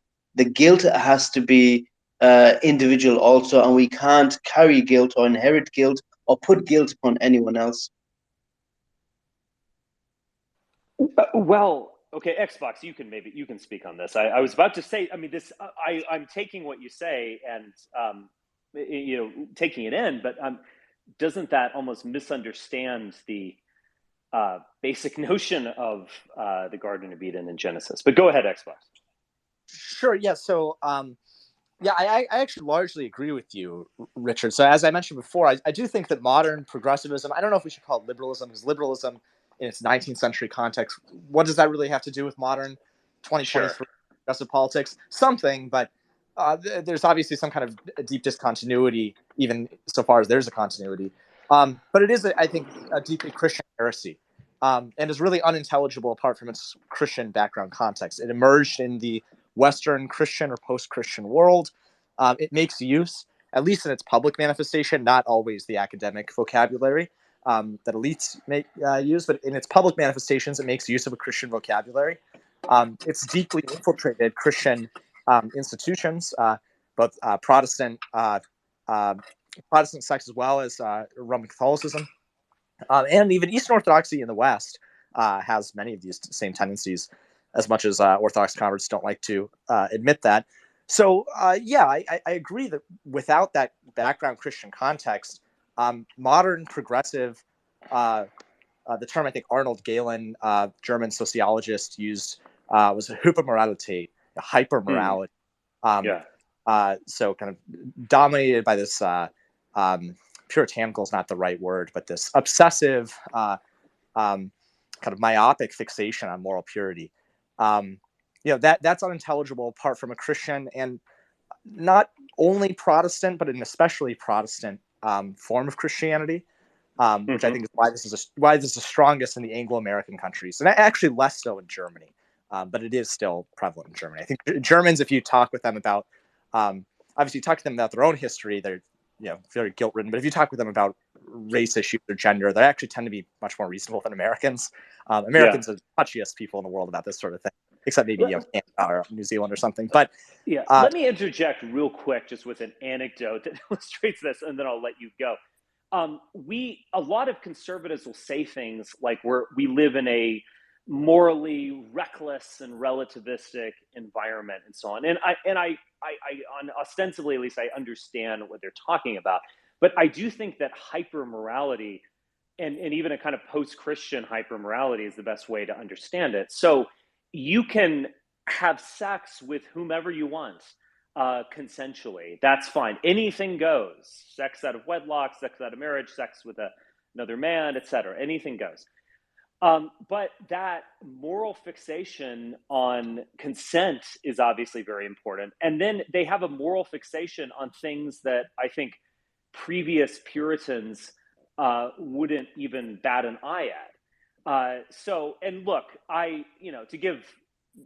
to be fair, to give the devil his due here, I do understand that there is a kind of like toxic masculinity, a boss taking advantage of his support. I of course understand that. But a lot of what we're talking about, when people say like toxic masculinity, I mean, it is like slapping your secretary on the butt or being a little bold here and there and so on. It's basically something that was considered pretty standard heterosexual behavior in previous times, and actual moral Puritans didn't bat an eye at it. And so I guess that question is, it's like, we're not less moral than we were when we were, I don't know, pilgrims or something like that. We just have a kind of pathological moral fixation on different things. It's almost like there's this energy that has to go somewhere, and it's gone to different places. And so if you're looking at it in terms of like, does our society broadly accept homosexuality or premarital sex, you can basically say, oh, we're amoral or something. But if you look at it in other ways, we are, as you say, hyper moral, more Puritan than a Puritan. But go on. I completely agree. I think that part of why both of these criticisms, the allegation of relativism on the one hand and Puritanism on the other, they're both true of the modern progressive left, because the modern progressive left is deeply incoherent. It's riddled with tensions and contradictions. It's not some sort of manifesto of principles that are all transparent to the people formulating them. It's a mass phenomenon which is riddled with tensions and contradictions that you really need to like deeply analyze before they become clear. They're not clear to modern leftist activists at all. So that's why it's hard, I think, to figure out what exactly the essence of the progressive left really is. What is like the deep root of this phenomenon? I'm not sure that any answers are completely satisfying. That's probably just a difficulty with historical analysis. Things are rarely monotheistic in that way. I think it's deeply post-Christian. Part of it also, I think, has to do with kind of romantic sentimentality, the view that Hegel criticizes this in the phenomenologies, the beautiful soul, that we have some kind of deep inner essence that we need to, our spiritual fulfillment involves outwardly expressing this, and only we, usually through feeling or intuition, can discover what this inner essence is. I think that obviously with certain modern questions of bioethics or medical ethics that we might not want to discuss, the trans phenomenon. That's a huge underlying concern. This unique progressive notion of freedom. I think also, you know, I'm skeptical about like, you know, Strauss or Richard Weaver or some of these grand historical narratives about the deep, you know, medieval roots of the modern left. But I do think Eric Voegelin is actually kind of getting at something when he sees the modern mass ideology, and this would apply to the progressive left as well as, you know, Marxists and liberalism, and you know, that includes like right liberalism, conservatism, as an immanentization of the categories of Christianity. So Christianity recognizes that there are, you know, deep tensions in human nature between our moral aspirations on the one hand and our sinful nature on the other. But Christianity kind of it recognizes that these are not resolvable in historical time. That you know, all men are sinful. They're justified only through God's mercy and God's act of conversion. And you know, historical time is going to be characterized. You know, Augustine talks about. He says that we're pilgrimi in the saeculum. We're pilgrims in the secular time prior to the final judgment. So there's a deep pessimism, a universal pessimism in Christianity about what can actually be achieved through our own efforts. That just all men are sinful. All men are, except for, you know, rare saints, are likely to endure in sin, and we just have to kind of reconcile ourselves to this condition. You know, if you read medieval penitentials, the general view is that like priests, there's relatively high moral standards for the clergy, and the laity, probably most of them are going to go to hell. But if they do manage to sneak by into purgatory, God has laxer standards for them than for clergy. But I think, you know, modern progressivism, modern hyper-moral progressivism emerges from, in part, a view that man is going to be justified and sanctified in historical time through human effort, through social reconstruction. So on that view, you kind of lose this universal pessimism, which kind of recognizes that, you know, that violence, original sin, so on, are universal features of human nature. And instead, it becomes a kind of morality narrative about some people's conquering others and historical injustice and so on. There's also like no kind of sunset on atonement, right? Because, you know, original sin incurs a kind of infinite debt of guilt. But once that's a debt of guilt that is kind of secularized, that God won't redeem you for, it needs to be redeemed in the course of historical time, then there is no actual atonement. Like all of Western history from now on is supposed to atone for the infinite debt of slavery or the Holocaust or colonization or whatever. Right. And there's no endpoint to this. So I don't know, that's kind of a rambling answer, but I think that's part of the issue with this kind of post-Christian immanentization of Christianity by the left. Yes. Yeah, I think there's a lot of agreement between you and me here. Robert, you had your hand up, and then I'll... Yeah. Go ahead. I want to go on a kind of a different tangent, but it is kind of related at the same time. You know, up until this time, we've been, you know, looking at Islam and its relationship with, I guess you could say, I don't know, the dissident right or people on the right who are interested in Islam. And it is true that many people, you know, many Westerners who consider themselves right-wing have converted to Islam. But at the same time, you also see many people on the left looking into Islam and converting to Islam as well. And I guess, you know, that when looking at it, you know, from a non-Muslim standpoint, it's kind of you may think it's kind of a head scratcher, as, you know, many of these converts are women. You know, that's kind of the backdrop. So, you know, I grew up I went to both a Catholic grade school and high school that was 95% European origin. And, you know, I think, I mean, all throughout high school, this kind of like Western chauvinism among, like, you know, like male cohorts, like, I don't know, I just found it really off-putting because, I don't know, it just kind of really turned off a lot of women from actually, you know, pursuing marriage and, you know, kind of living, you know, the liberal lifestyle. And I could kind of tell that, you know, even, you know, looking back as a teenager, that the wheels were kind of coming off, that there's like this gender war going on. And I think Islam has the answers to that, but I think what's required is just proper Islamic, education, because, I guess the legitimate complaint that I see here from some people on the left, especially, with the channel that I run, is that, what about all these people who are anti-Islam on the right?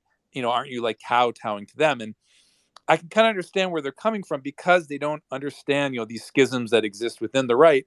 And there's a legitimate fear that, if, like a populist group, takes power, that, that it'll result in all sorts of conflict, between Christians and Muslims. I know this is kind of a long, narration that I'm giving, but I guess what I'm trying to say is that, there needs to be some sort of honest, deep looking into Islam as a whole, because I think a lot of people they come into Islam or just study Islam just from kind of one perspective without getting the full picture. And women in Islam is a perfect example of this. A lot of the times the right will look at Islam from kind of like just strictly from like a biological lens. And I'm a big fan of Dr. Dutton, but some of the things he said about female genital mutilation and like marrying endless wives and concubines and cousin marriage and very, very strict purdah rules. This is kind of like an over sensation. A lot of these aspects are over sensationalized and only practiced by a subset of the Muslim community. So I think what I'm getting at is there needs to be like an honest look at the full picture of Islam, especially when it comes to gender relations, because women are just as valued as men in Islam. Motherhood is highly honored in Islam, and as Prophet Muhammad, peace be upon him, said, women are the twin halves of men. And I think that's going to be important moving forward if any population is going to want to convert to Islam as a group, because Islam holds marriage in such a high regard.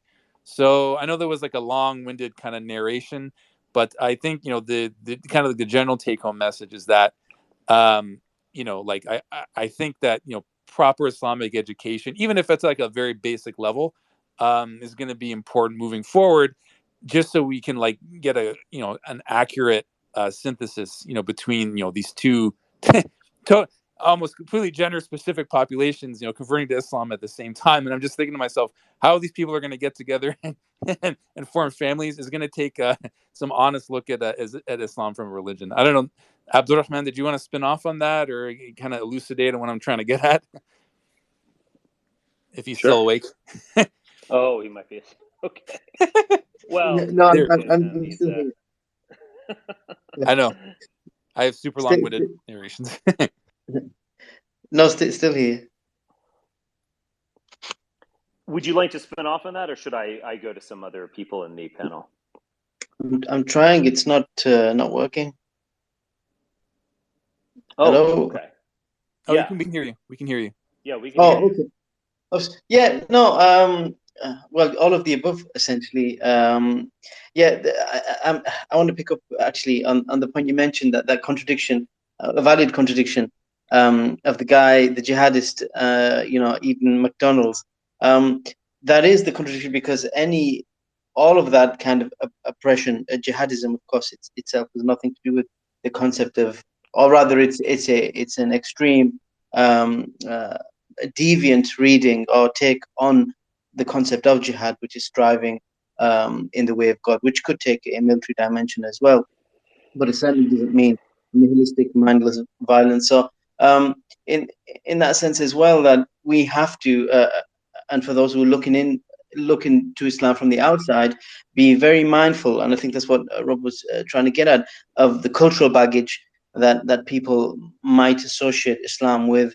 Many aspects of many Muslim cultures predate Islam, and they've just carried through, unfortunately, and others have been adopted post-colonialism, and even now with this various agendas, wokeist or otherwise, some nefarious agendas to marry these things towards Islam in order to help win over the Muslim body. So I would advise, and again, I think that's what I was trying to say, is that do look at Islam from its primary source text, from the Quran itself, a good translation of the Quran, which are readily available, and any good biography of the Prophet Muhammad, which also readily available, and through PDFs and whatnot.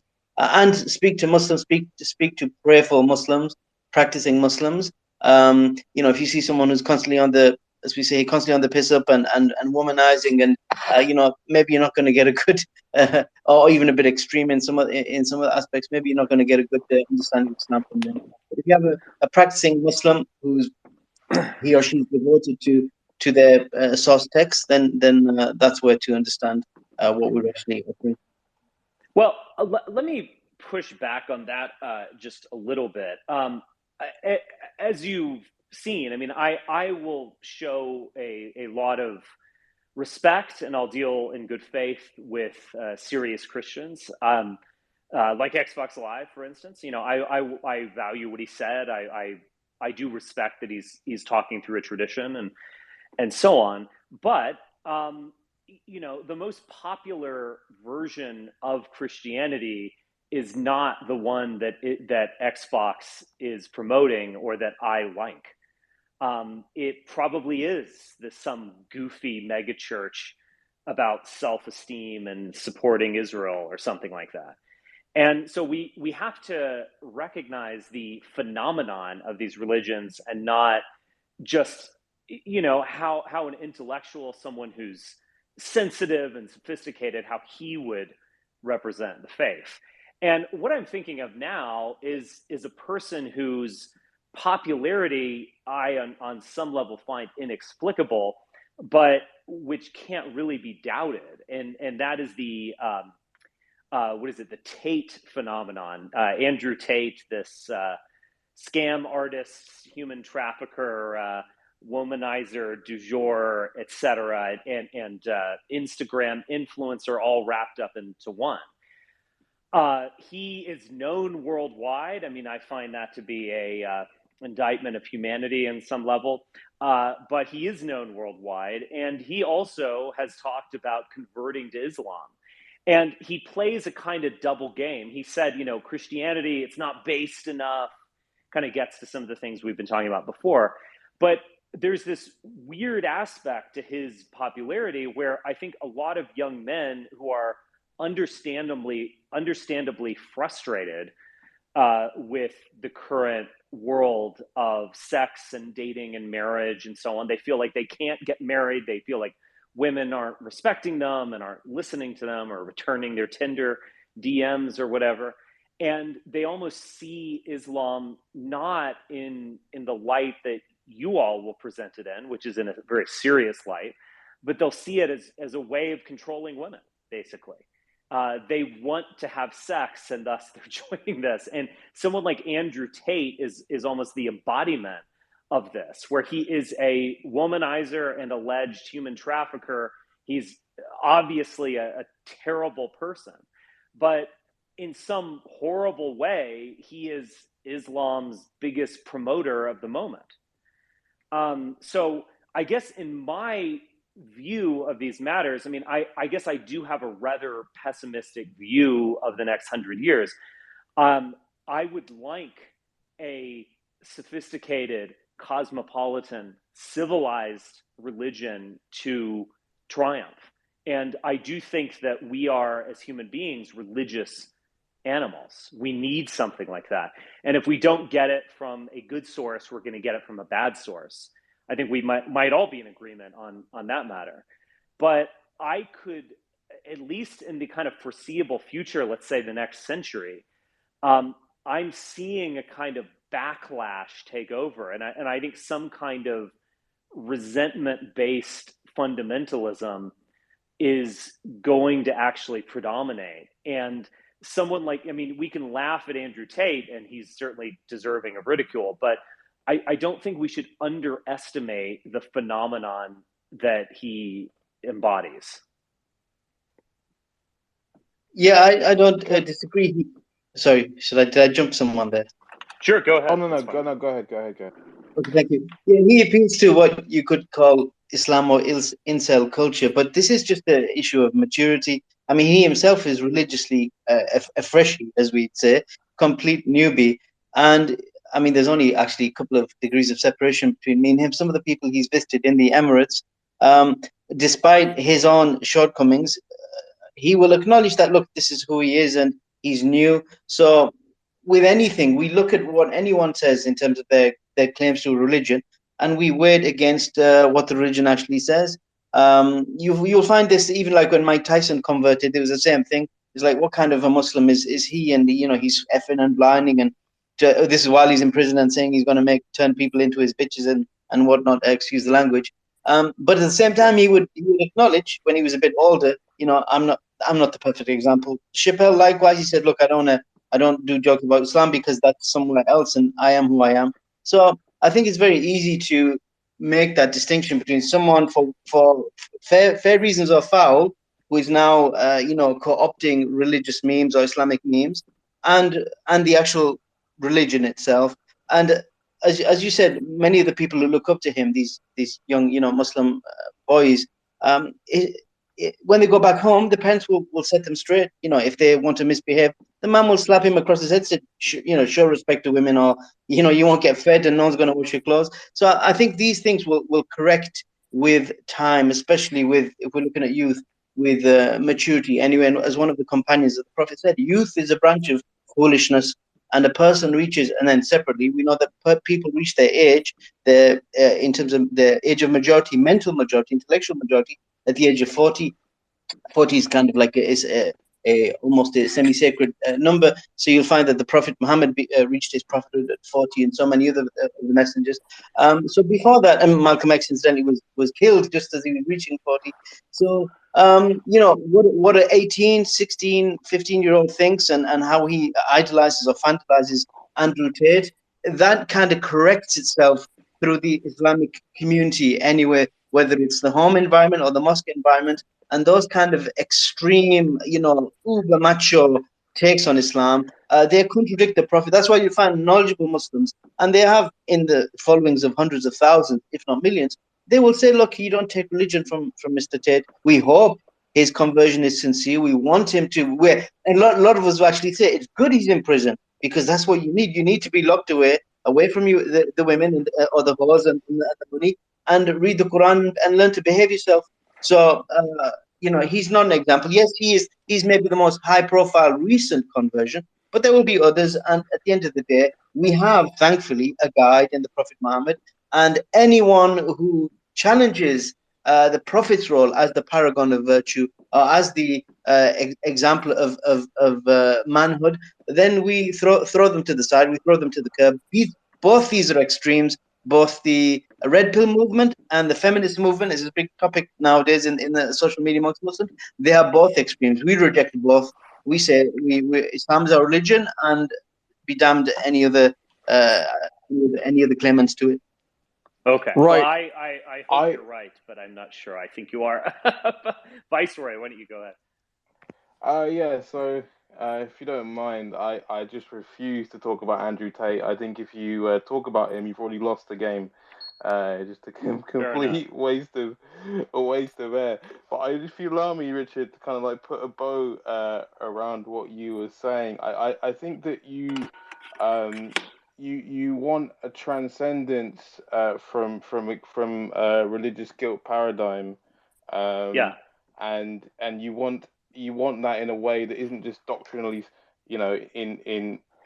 instigated, but also in practice. And for Christians, this is what Christ offers. Christ reconciles, all great opposites. The nature of man, the nature of God, and in that there is salvation. I think Xbox Live made a similar comment in different words, but Christ, enfolds all of human nature into God, and through that is the transcendence from just our from our fallen nature. Our fallen nature is a fact, like there's no doubt about it, but it's only a fact that is important insofar as it doesn't matter that you may run faster than me in the race of salvation, as it was, because at the end of the day, we are both faulted beings. We all fall short of the mark, as you kind of alluded to earlier on. So yeah, maybe just something to think on there to chew on. Yeah, I do think that there is something about removing guilt to the Protestant message, and I do think that that's something that can be powerful. Let me do this. We've gone over 2 hours here, so I want to let some other people ask questions. And so I guess we've entered the lightning round segment. So Andy, would you like to go? Hey, yeah, thanks, Richard. Sure. Can you guys hear me? Yes. Yeah. Okay, great. Yeah. I would just like to kind of reiterate and add to some of the earlier points. What was said, knowledge. If you want to, study scripture, whether it's the Quran or the Bible, you have the book. Any celebrity who's, bandwagoning on, like, sure, they might bring you to the book, but you should leave it up to the book to speak for itself and draw your own conclusions from that. As far as Christianity goes, the Bible says, believe, repent, be baptized for the remission of sins. You're repurposing your sins, and live faithfully unto death. Right? There's an eternity in heaven, and so you can walk around with the guilt. Right? We're all sinners, but if you really believe that God has the power to forgive you and to repurpose your sins, then, like, if you doubt that, then you're doubting God's power, and that's bad in and of itself. And so, when you go about your day, it's like, okay, sure, I'm sorry, I sinned, I repented, I turned away from my sins, but then going forward, we have this great joy, right? There's an eternity in heaven, right? Like, when we all get to heaven, what a day of rejoicing that will be. There's hope in that.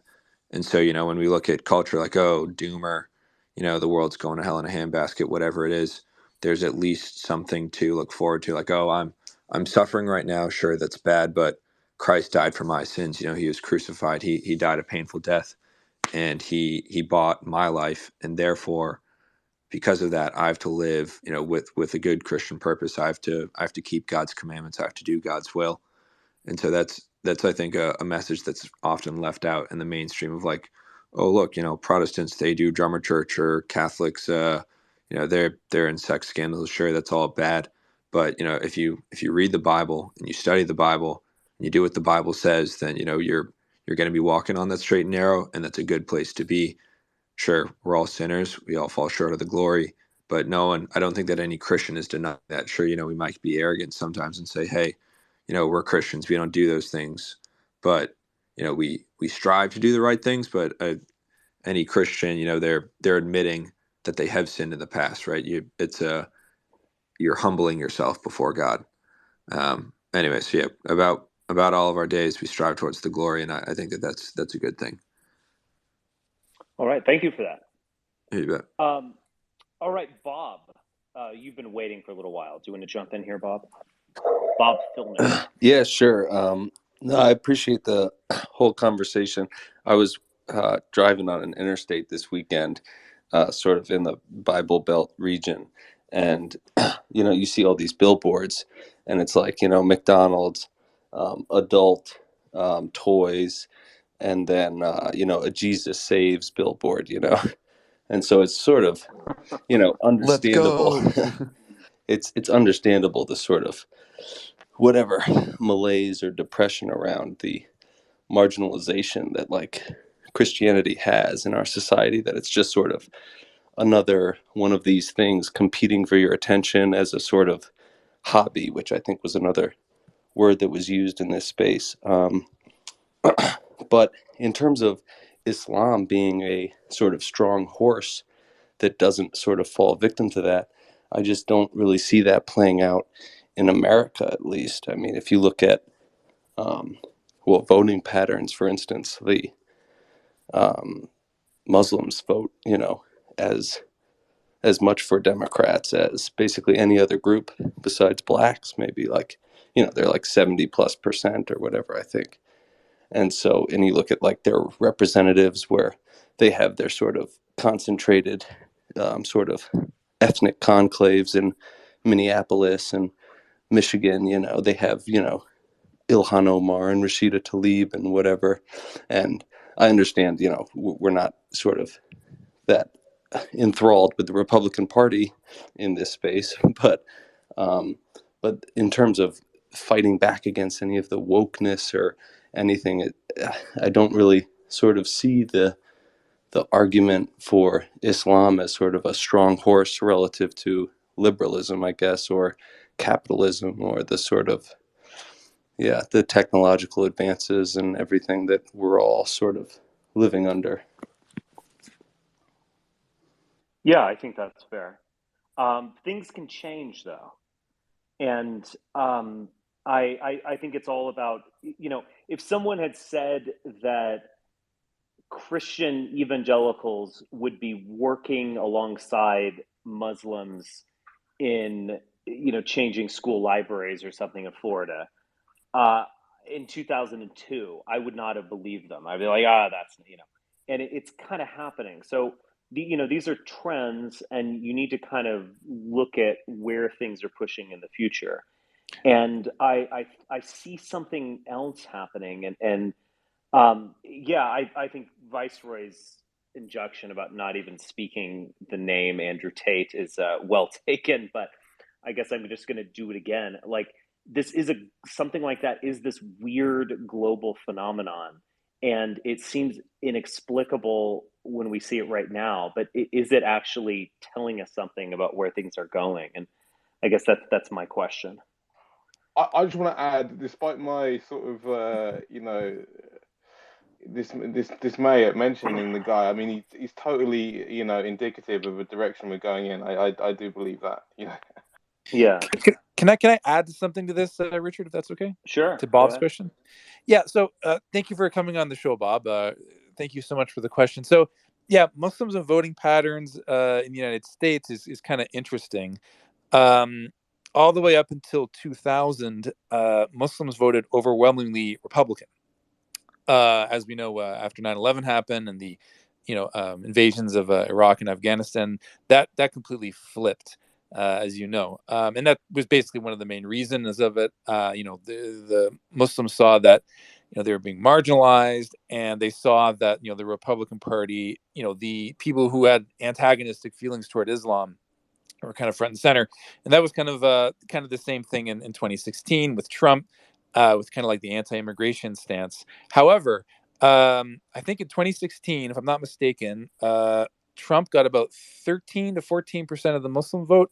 And in 2020, Trump got, I think, 35% of the Muslim vote. So almost double from the previous election.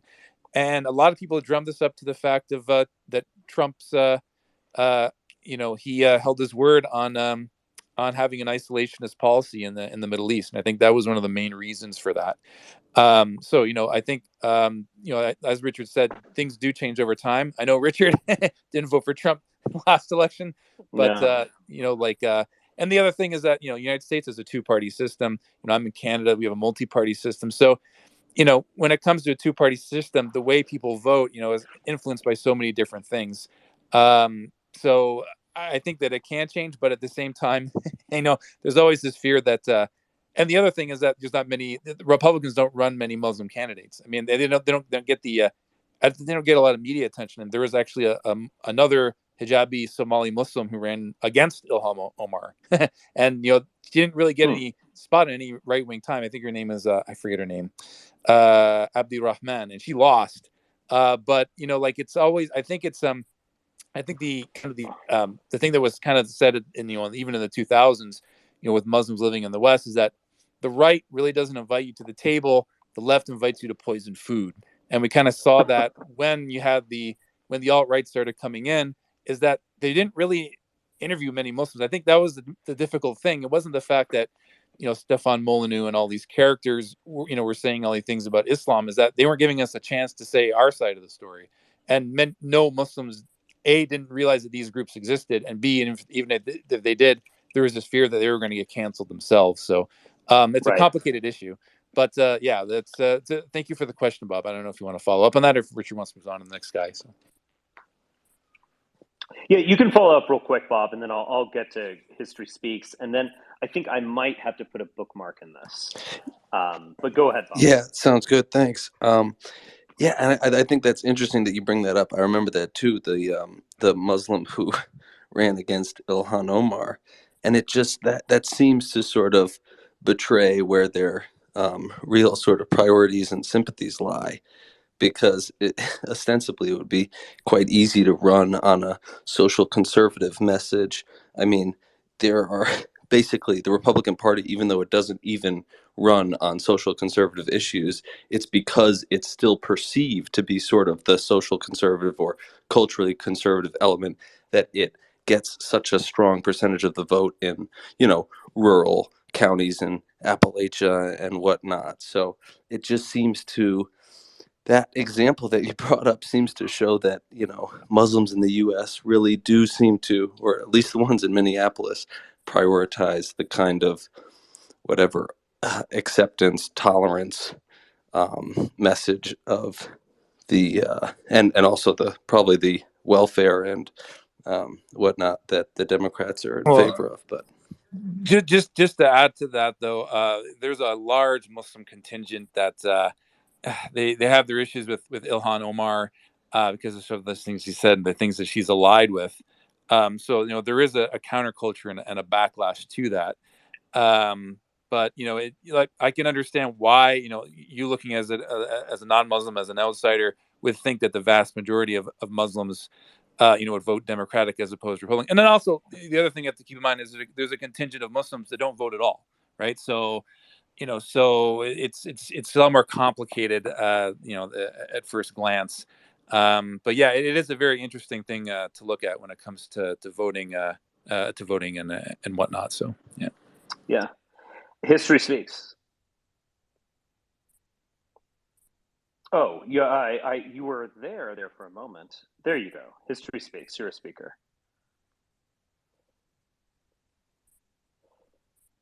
You have to unmute yourself. Yeah. Oh, hi. Okay. I'm good. I'm in. Thank you, Richard, Yes. for unmuting me. I had just a couple things I want to say and push back on. It's a very interesting episode. I listened to it. I just got to my hotel. I'm traveling, long story, but I listened to some of this on my plane. Made my plane go fast. My plane might go faster, even though I was crammed in between two very, very American men. Let's put it that way. Anyway, I want to push back against two things. First is that our society is ideologically Christian or post-Christian, and obviously in a temporal sense, in some kind of self-identification sense, we are Christian majority, or we're post-Christian temporally. But I want to push back against the idea that this is big ideologically. So I think Christianity has basically had its ass kicked the last few centuries by liberalism, to the point that even these evangelicals who think that they're literalist and think that they're a counterculture, they are being informed, for example, their views on slavery, which no Christian thinker condemned for 1,500 years of Christianity and is clearly condoned by Jesus in the scriptures. Their views on slavery are informed by liberalism, by Enlightenment ideology. Their views on pedophilia being the most horrible thing in the world, which I hope we all agree on here. Pedophilia is a term that was coined in the Enlightenment, right? Like child marriage was condoned by the Catholic Church for hundreds and hundreds of years. So if you look at the core concerns of people, whether they're fundamentalist Christians or liberals or whatever, or even people who think they're alt-right in many cases, I think we're almost all basically liberals. And that this other stuff is window dressing or heritage or loyalty to ancestors. Core ethics, like the two examples I raised, pedophilia being wrong, slavery being wrong, the most core ethics we have, the core ethical commitments we have are from liberalism, not from these religions. And people have made the argument for a while ago, oh, Islam is so, like new atheists say this argument, Islam is this deeply illiberal, literalistic core informed by these schools of jurisprudence, and it's incompatible with secularism and liberalism. Like the majority of American Muslims are like woke. They're pro-LGBT. This is like social science bears this out. So yeah, there are traditionalist Muslims who are putting some backlash, but like there was like this ceremony where the head of care and then also like these sheikhs were like getting like ordained by a woke LGBT preacher. So like Islam has completely in the United States conformed to liberalism and liberalism in the contemporary sense, not just liberalism in the sense of talking about like individual rights, slavery is bad, etc. And the other point briefly, and then I want to give you a chance to respond because I'm going on too long. The other point I'd make is that liberalism has this guilt element. I think this is just new and it's woke. Like I would characterize Napoleon, like the British Empire, Napoleon secularism, the British Empire and the French Empire going around the world and abolishing slavery at huge costs in the early 20th century. This is not weak. This is not guilt-ridden, but it's liberal. It's informed by a certain notion. They wouldn't have called it this. It's kind of post-war term, but it's informed by a certain notion of human rights and human dignity.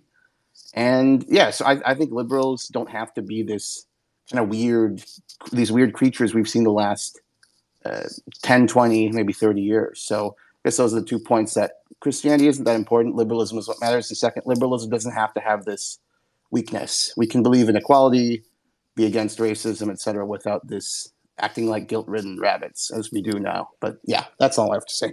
Thanks for letting me talk. Sure. Xbox, I'll let you respond to that, actually. Sure, yeah. I mean, kind of what we were discussing earlier about the relationship between Christian guilt on the one hand, and this kind of like hyper morality of contemporary progressivism. Yeah, I don't think that this is innate to liberalism. We mentioned before that like it might not be totally accurate to characterize the crisis or the kind of progressive opposition that we're facing as liberal. It's hard to see what it really does have to do with like 18th century French Jacobins, are those liberal? Like there's some debate about that term, but like 19th century liberal revolutionaries. It's like, well, most of these people had quite conservative, like by our standards today would be considered reactionary.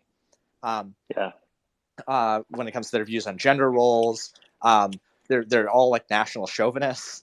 Certainly the French Jacobins were, the 1848ers in Germany were.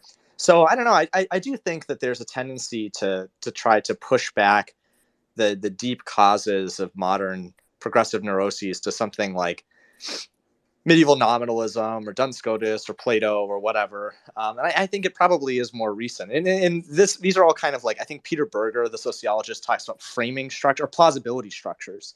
These plausibility structures that make certain attitudes appear plausible, frame them as viable alternatives, and they kind of shape the possible social world we could come to inhabit, which is why this is only possible against the backdrop of Christianity. But I don't think that this has like a really deep ancient cause. I think that probably this stems from a lot of like post-World War II neuroses, a failure to deal with the intellectual collapse of Christianity, and then also kind of the morally appalled reaction to 20th century right-wing totalitarianism. So yeah, I could spin out the Enlightenment project in a very different way that doesn't lead to where we are now. I think there's something missing from that story. I think there was a kind of renewed paganism or fascination with, at least with the ancient world, in Enlightenment. Enlightenment can lead to scientific racism. It could lead to all sorts of other things. I think where we live right now is very peculiar, and I guess I agreed more with Xbox when he spoke an hour ago. I don't think you can understand contemporary liberalism without seeing it as a kind of Christian heresy. And it has the guilt complex, it has the redemption, it has a hereafter, but one that maybe could be achieved in this world one day, so to speak. One day there won't be any more racism or toxic masculinity or anti-Semitism or some. One day, Martin Luther King's famous speech of, one day children will play with each other and they won't even notice race. That is a kind of salvation, heaven on earth concept. I think Vogelin, who was referenced by Xbox a little bit earlier, I mean, I think he's definitely getting at something, but I guess I would say, where does that come from?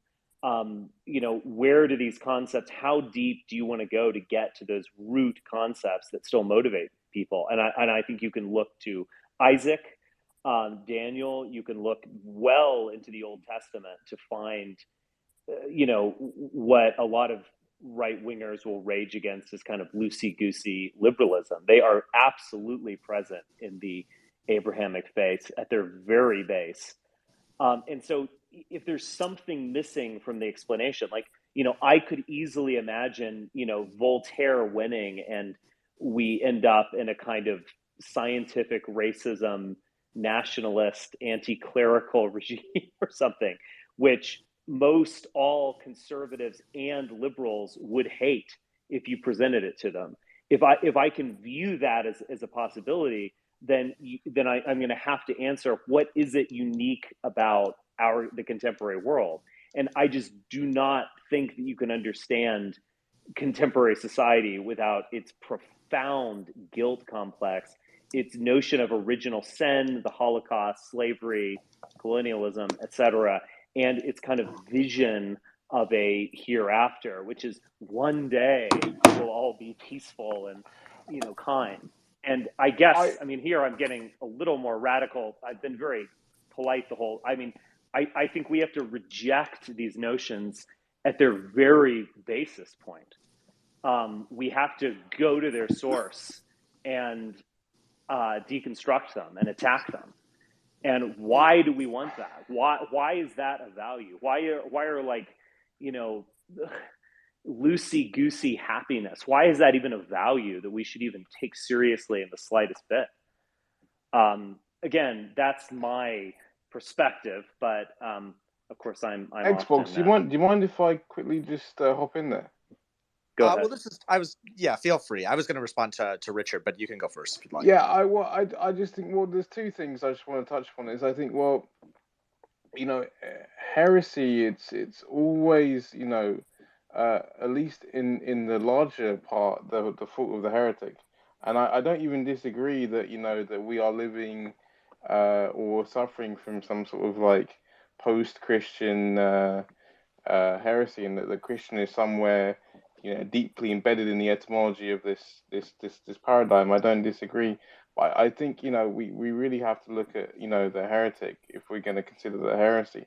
And then second of all, well, what do you mean by that? I think that it's why I'm basically saying it's people who have basically gene edited, or something akin to gene editing, sort of Christianity for their own cynical needs or requirements. And of course, Christianity is to blame in some respect. I'm not completely taking out the role of Christian history in this, but I'm saying the heretic is what we really need to be looking at. And then second of all, I was going to say is that we don't, as Christians, we don't share the same conclusions to the concept of original sin as the self-deprecating liberals or the people that push forward these ideologies. We have, true Christians, we have a different idea of like what original sin ultimately leads to, or is a part of, or interweaves into, which is the salvation of Christ, as other people have mentioned here before. You know what I mean?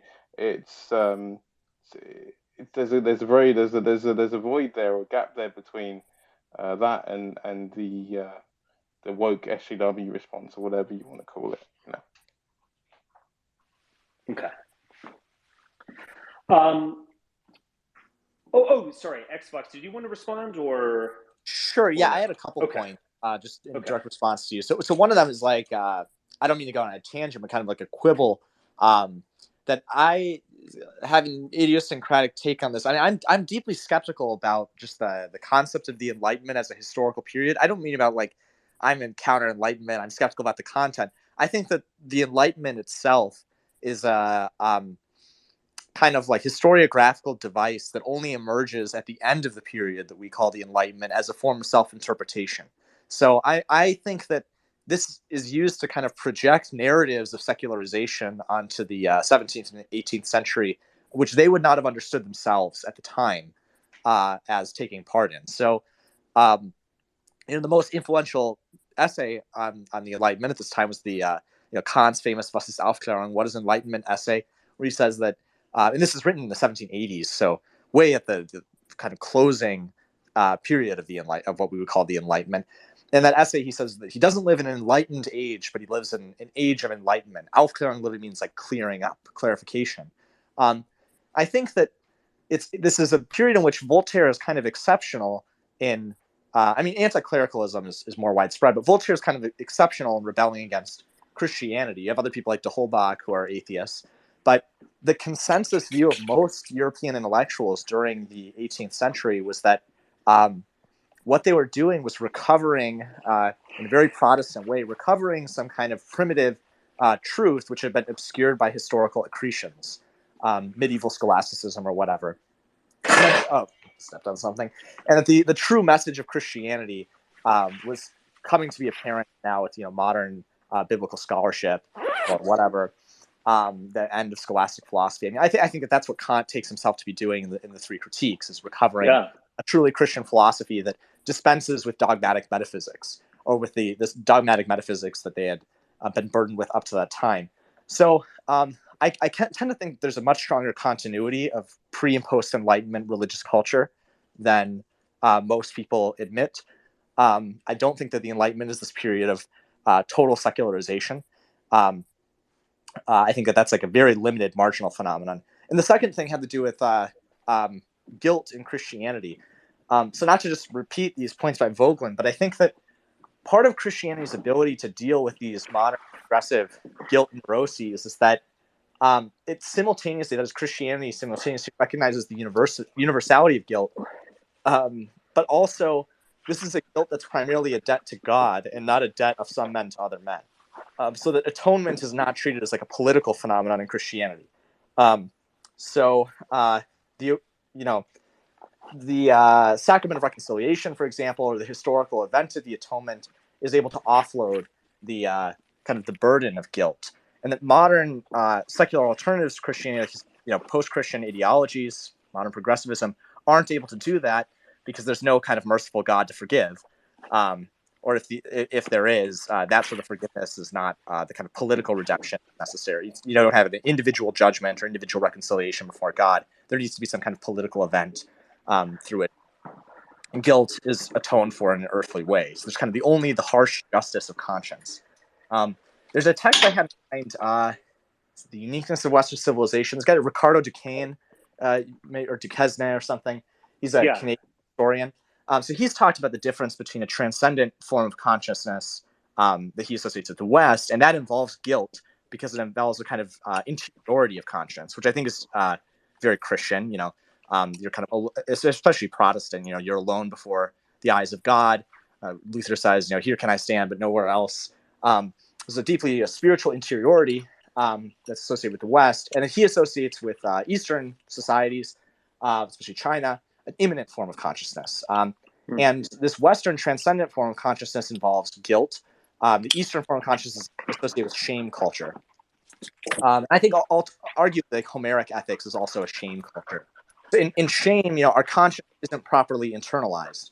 It's a socially embedded conscience where we only suffer the pains of our own wrongdoing when we're judged by others and socially ostracized. So it's Ajax has refused Achilles' armor, so he commits suicide as protest against Agamemnon because of the shame of this being denied these proper honors. So a shame culture involves kind of our vulnerability to the judgment of others for our ethical failings. The alternative of a guilt culture, I think, is in many ways more mature because we've internalized, our moral conscience. It involves, this kind of moral interiority where the judgment of the law, the ethical judgment, is something that we hold ourselves to. So I think that in that sense, there's something more morally mature about a form of consciousness in which ethical judgment is internalized and kind of that's a kind of higher stage of consciousness. And to that extent, I think once kind of unlocked, it can't really be avoided. You can't kind of put it back in Pandora's box, so to speak, and return to some kind of based culture, which is why we're unavoidably post-Christian, or rather than pre-Christian. I agree with actually that. have to go, guys. Thank you so much for inviting me on, Richard. Yeah, and thank Xbox. you, Robert. Yeah, thank you for being on. You can thanks. spruik your YouTube channel if you'd like. Oh yeah, I run a YouTube channel called Islam for Europeans. We are a group for Muslims of European descent.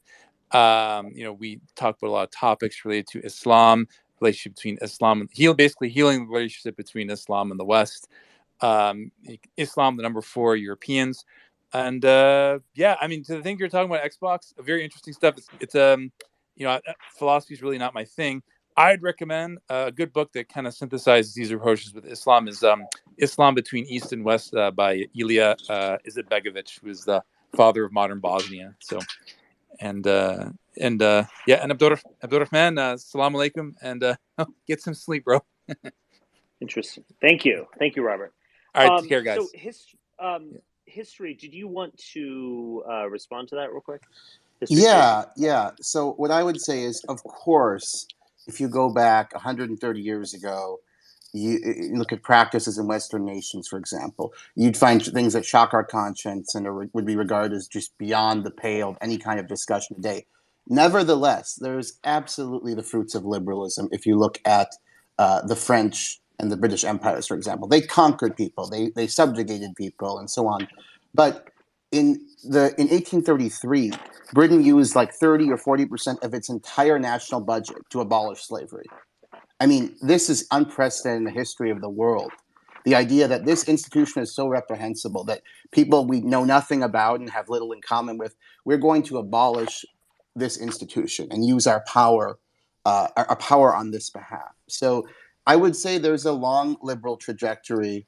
I would certainly defend the concept of the Enlightenment, secularization. I put Kant, even though he was horrified of the idea of no God, no free will. I would put him in the context of the Enlightenment. He tears apart arguments for God's existence, even though he can't really imagine life without his notions of free will and God and so on. But I think that the Enlightenment's real, liberalism is real, and that's what dominates our civilization, not these religions. And the religions capitulate to them. They distort their doctrine. The Catholic Church changed its view on slavery. It was defending slavery during the Civil War. It'll probably change its view on gay marriage in 30 years. They say that doctrine doesn't change, but it does change because liberalism is in charge. Well, yeah, but that you're still not answering like the question of where liberalism came from. I mean, that's what I'm suggesting. That you're offering kind of an amorphous liberalism as it wants to free the slaves and so on. And I don't doubt that Christianity can kind of reconcile its way around that. But I do think, and it can justify the power structure and so on. But what I'm getting at is, to lay my cards on the table, I am a Nietzschean in this conversation. I mean, I'm getting at like an essential core to these religions that would motivate people to engage not only in things like liberation of slaves, but of all sorts of, so-called human emancipation and egalitarianism and so on. There has to be a value in liberalism. Liberalism, absent some kind of value, is just kind of a mechanistic way of looking at things. I mean, and you see this in so-called like right-wing libertarians, like Mises Institute types, where they'll basically, say things like, well, you're at home, your home is your domain. So if you want to beat your kids, have at it. You're not really denying any kind of non-aggression principle. And after all, your children are, in your domain. They can't exist without you, so they depend upon you, and have at it. There's a kind of, now I think most liberals, and of course most people on this call would be ashamed at such sentiment, but absent a value, liberalism is just mechanics. It's like, well, we should have the individual as a kind of subject and how we determine things and not collectives. Everyone is endowed with certain rights here and there. But there's that question of like, what are you ultimately doing with those rights? Liberalism for what, as opposed to liberalism from what? Liberalism as a value system and not liberalism as a mechanism. And liberalism does have a value system. I mean, we know this. I mean, yeah, go ahead. Sorry. Are you open to the notion that liberalism in its genesis, I mean, it's sort of like 18th century origin point, was that mechanism, and sort of like the value system has been sort of inseminated into it at a later stage? I think it is there now. No? I mean, look, Kant, he did understand himself as a Christian. Kant was condemned by the Catholic Church, interestingly, or at least some of his critiques were. But Kant was attempting, in his way, to justify the message of Jesus. He was attempting to justify rationally things that had been given through the institution of the church or through dogma. And, yes, Kant did not believe. I mean, you have to be very specific here when you say something like Kant doesn't believe you can prove God. He doesn't believe that you can find God in the phenomenal realm. You're not going to, there's not going to be a lightning strike, Richard. It's not knowable in the ways that we can know things. Right, exactly. But you actually can find God as a kind of fulfillment of your own moral, rational being. Like, God is not going to, I just, am discussing Nietzsche here, and if I got struck by lightning, you'd be, oh, look, it's proof God exists. He did that. Well, that's ridiculous. I don't think anyone takes that seriously. But God does exist as a kind of fulfillment of your inner rational and moral state. So Kant absolutely believed in God. He was kind of, I think that metaphor of Aufklärung, of a clearing up, he was dispensing with dogma, dispensing with other aspects of religion, that when we hear the word religion, that we think of like, ritual and miracles and strange acts and all that kind of stuff. And he was getting at a real core of it. But I think it's wrong to say that he wasn't a Christian. Yeah, if I could just interject, if you don't mind, Sure. It's book 4 or book 1, chapter 4 of Religion Within the Bounds of Reason Alone. Kant says, if I remember the quote, of all religions that have existed, the Christian alone is moral. So in throughout the religion text, Religionslehre, he tries to justify. He was attacked by Schiller for this, but he tries to justify core Christian doctrines like original sin. He uses what is it? Peccatum originale or something, original sin, but the term he uses is sometimes radical evil, radikale böse. So he thinks that there is this deep corruption of the human will that we have incurred ourselves. He doesn't think of it as a historical event. Like, I think his whole project is trying to emancipate Christianity as an ethical doctrine and a religious doctrine from a system of revelation and historical historical events like the fall. I do think he envisions the fall instead of when he says radical evil.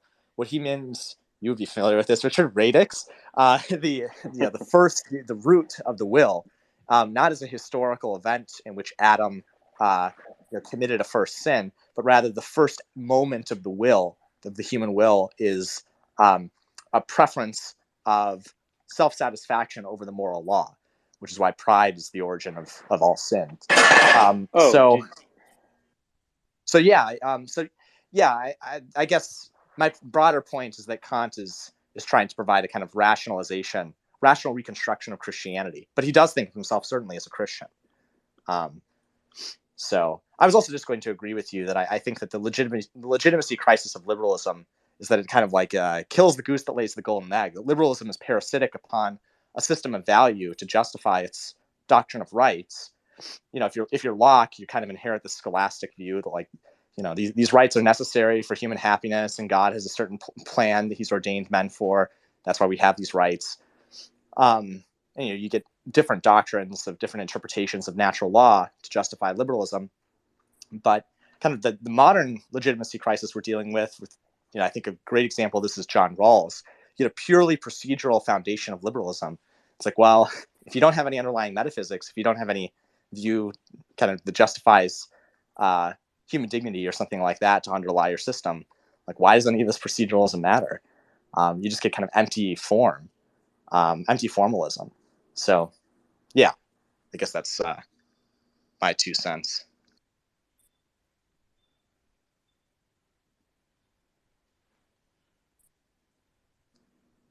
You there?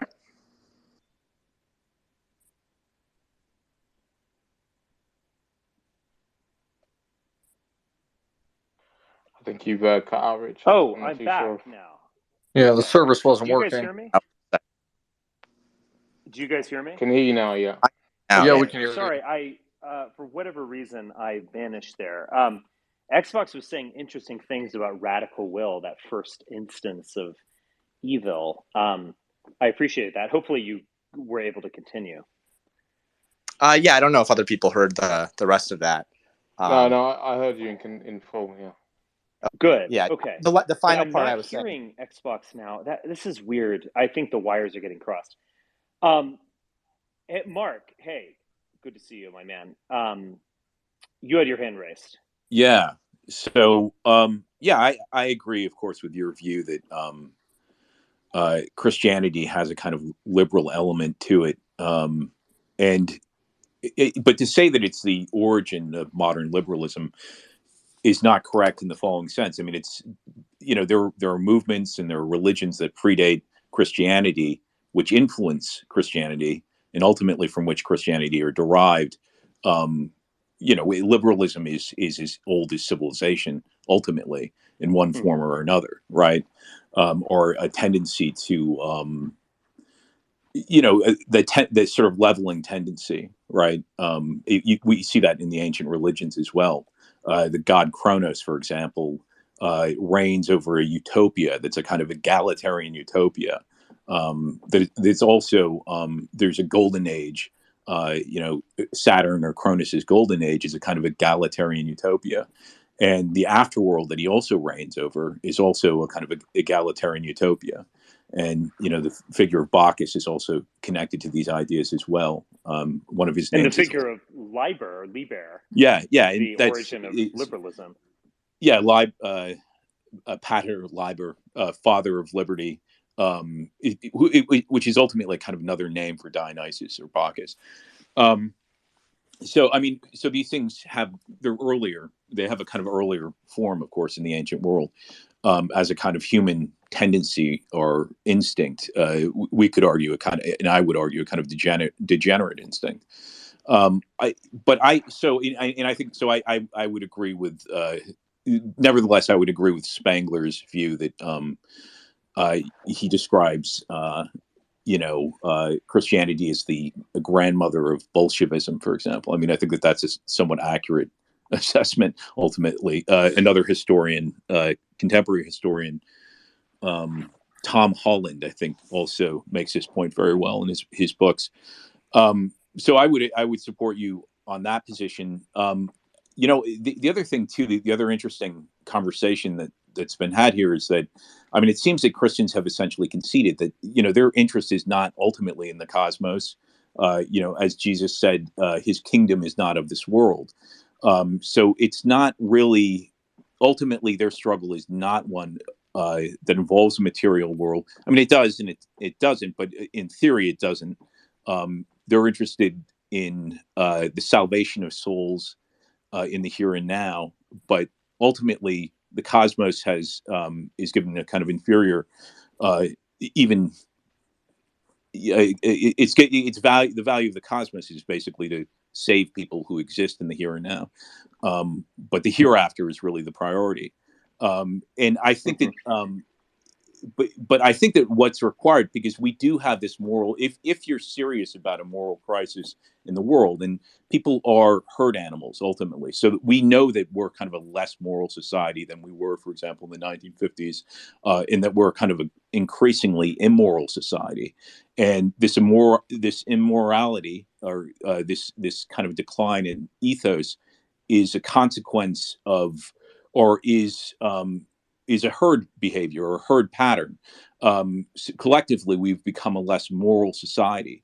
I just don't think that Christianity ultimately, as we've seen, is a kind of, to the extent that it functions as a kind of barrier against this tendency, is a kind of tofu, right? So in other words, we've seen the Catholic Church become liberal, and so what I would say is the following. I think that we have to have a religion that ultimately deals with the cosmos and the material world, that's concerned with the secular. This is something the Romans and Greeks developed, and that ultimately, ultimately, if you don't take that position, or you don't have a religion that's concerned with treating the moral problems of the here and now, then you're forfeiting the struggle, as it were, right? So this is, I mean, I guess that's the only thing I would say, which is a kind of a simple point, I suppose.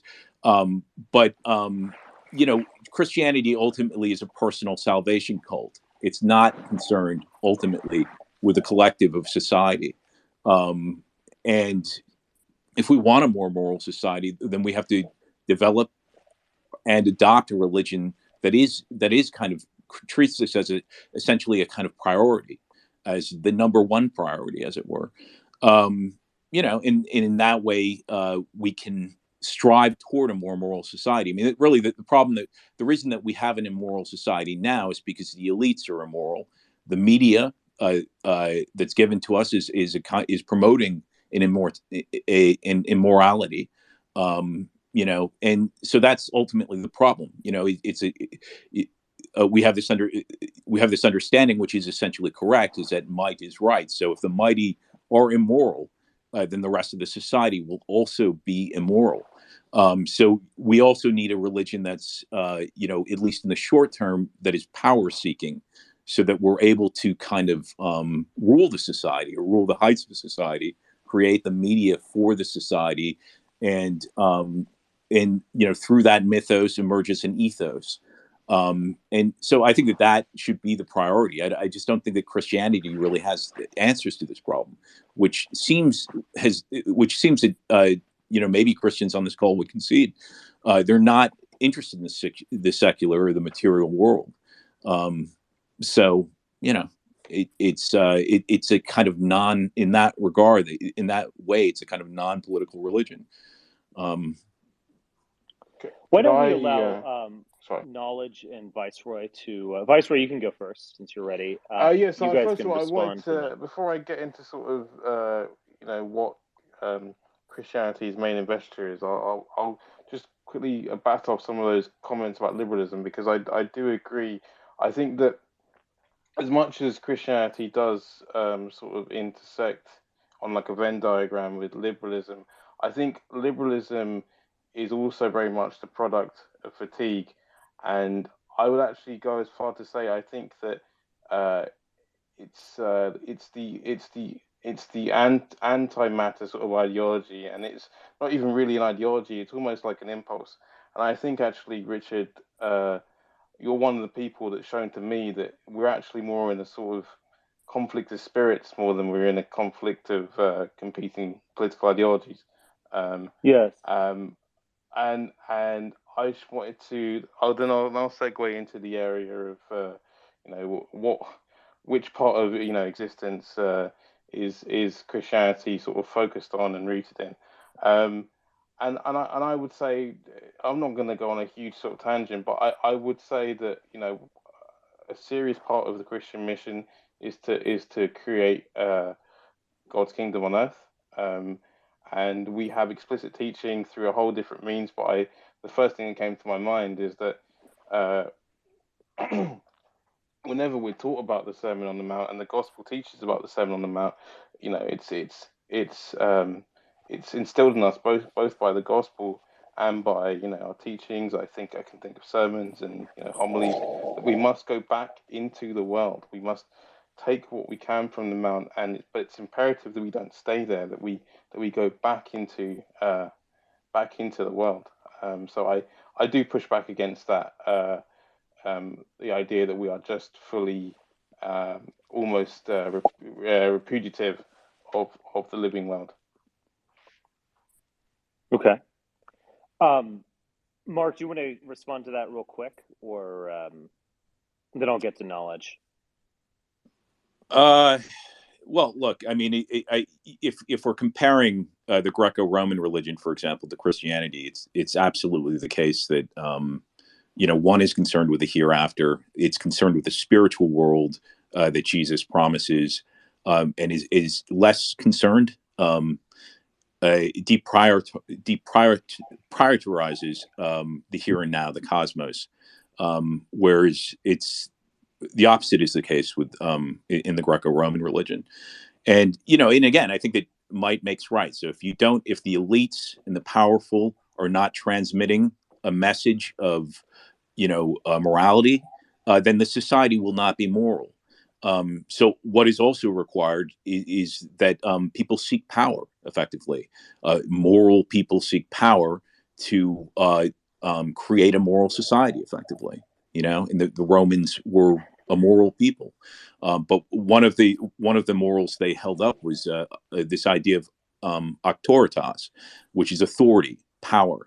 And it becomes a kind of their virtues. It becomes a kind of crowning virtue, which other virtues lead to, a kind of reward of other virtues.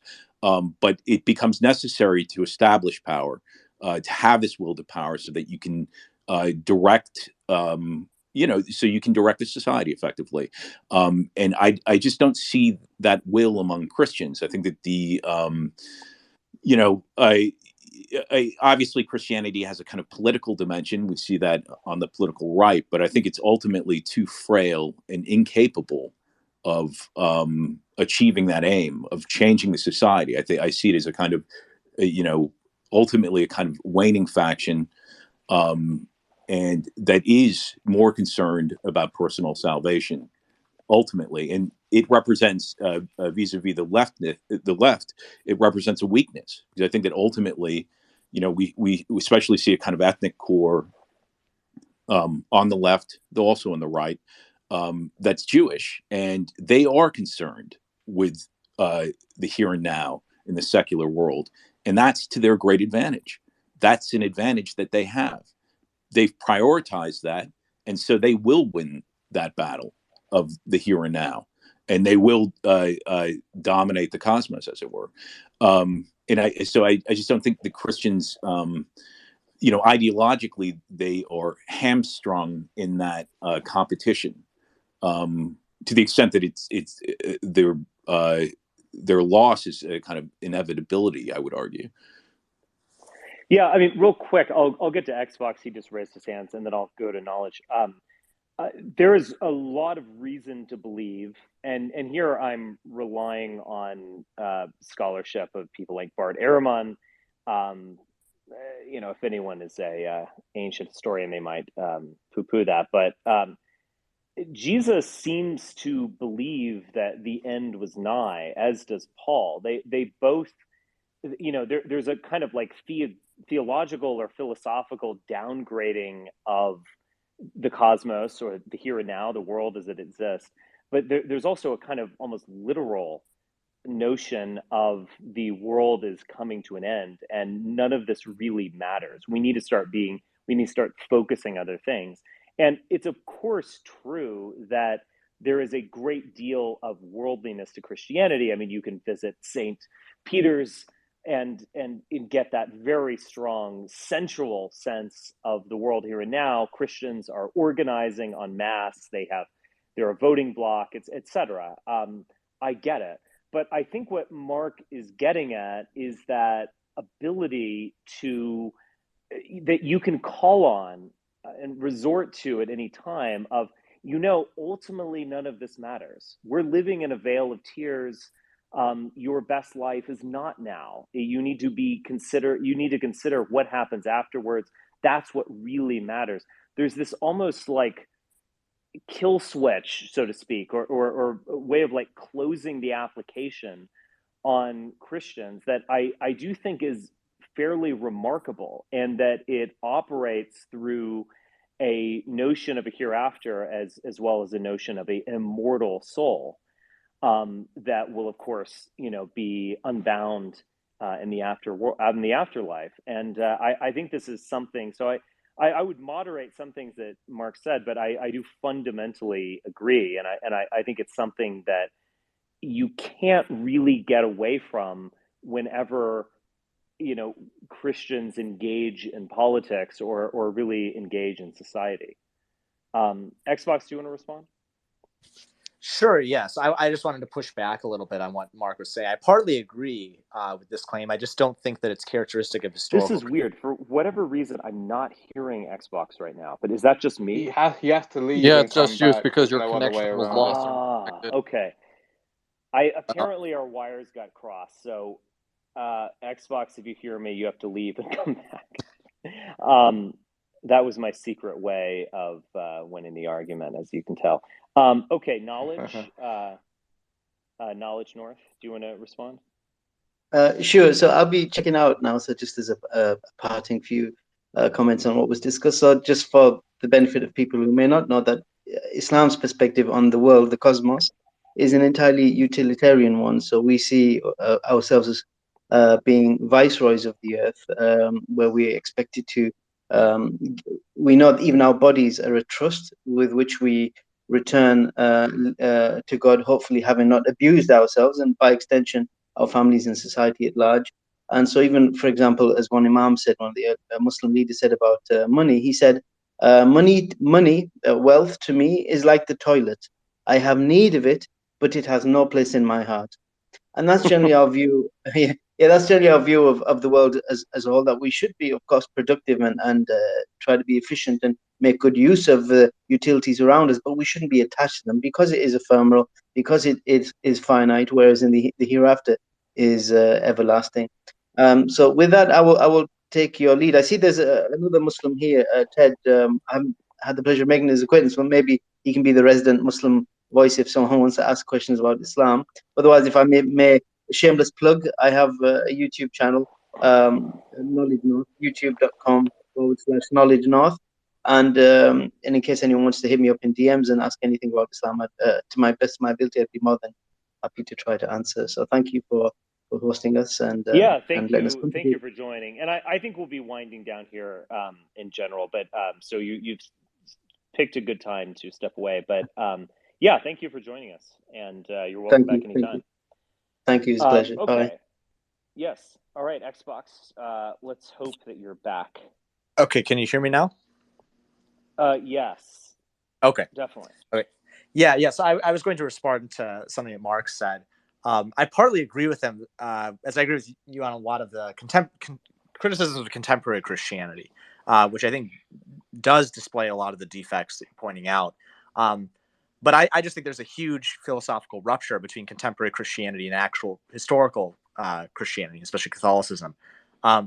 So as far as kind of navigating the relationship between natural and supernatural goods, I think one of the distinctive features of Christianity is that it recognizes, on the one hand, against materialism, the eternal destiny of the individual soul, and therefore is concerned with individual salvation. But on the other hand, against pre-Christian Platonism, it considers man as essentially and not just contingently embodied. So that's why there's something unnatural about the immortal soul separated from the body, as Plato seems to discuss. That's why there's such emphasis in Christianity upon the resurrection of the dead. So in Genesis, God creates the world and sees that it's good. So the natural world kind of expresses a divine purpose. There are natural goods which are good in themselves, not only because they lead us to God, but because they imitate divine goodness in some way. So that's why, like Plotinus and Aquinas maintains the same view. They think the cosmos is an image of divinity. And Aquinas actually says that God communicates his divinity to the whole order of creation, which doesn't sound like a very strict monotheism. Aquinas, so he quotes I don't know if it's Exodus, but somewhere in the Bible, there's actually a passage that Hobbes quotes as well. The Old Testament refers to kings as gods, lesser gods. Aquinas thinks that we have to render worship not only to God, but the whole order of angels and the saints and everything. So I think that historical Catholicism involves an enchanted view of the world, that the whole order of creation is kind of permeated by divinity, and it has intrinsic but also communicated goodness. The world is kind of imitating the divine. So it's not just kind of this veil of tears that we have to pass through in order to be redeemed at the end. It's not kind of a mistake that like Plato will kind of tear away, that we're trying to escape this sensible prison. And I think it's a catastrophic mistake that some Christians have, which doesn't just subordinate the natural to the supernatural, which is the historical view, but it denies the goodness of the natural altogether. Yeah, I mean, like Aquinas will say, like God is immanent in nature in virtue of his efficient causality, which is not just like a radically transcendent conception of God. God communicates divinity to all the orders of creation. I think part of the problem with liberal Christianity is the death of metaphysics, and that's what drives this rupture between these two orders of nature and supernature, where you either have a kind of disenchanted secularism or a kind of quietistic conservative Christianity, which says, well, we're only really concerned with the salvation of souls. Politics is basically thing of tertiary significance, and they'll generally acquiesce to kind of the liberal consensus. So I agree with Mark that a lot of contemporary Christianity is politically impotent because of this this devaluation of nature. But I don't think that has to do with historical Christianity, especially historical Roman Catholic scholasticism, which is deeply rooted in Aristotelian ethics. Aquinas basically just takes for granted much of Aristotle's politics, which is obviously deeply ordered to the civic goods. So yeah. Gosh, well, I would say that it's inherent in sort of the nature and structure of the religion as a personal salvation religion. And we see that, for example, in John when he says, do not love the world or anything in the world. If anyone loves the world, the love of the Father is not in him. Right. So it's a kind of thread, or it's an ancient thread that comes from the very beginning, from the Gospels and from the New Testament. So it's what I'm saying. Sure, church fathers may have said some mitigating things, but this is a kind of strong and sort of integral thread in Christianity. It is a personal salvation cult, and the priority of it is the hereafter. Jesus is not of this world. I get where you're saying. Probably the church had to develop these sort of mitigating aspects, essentially, to contest arguments like the argument that I'm making. But again, I think that this is the kind of the kernel, or the sort of fundament of Christianity. I don't mean to get us off on a different tangent. So just really brief response. Have this as another conversation, because it's funny. I did a course at Alex U, which is my project where we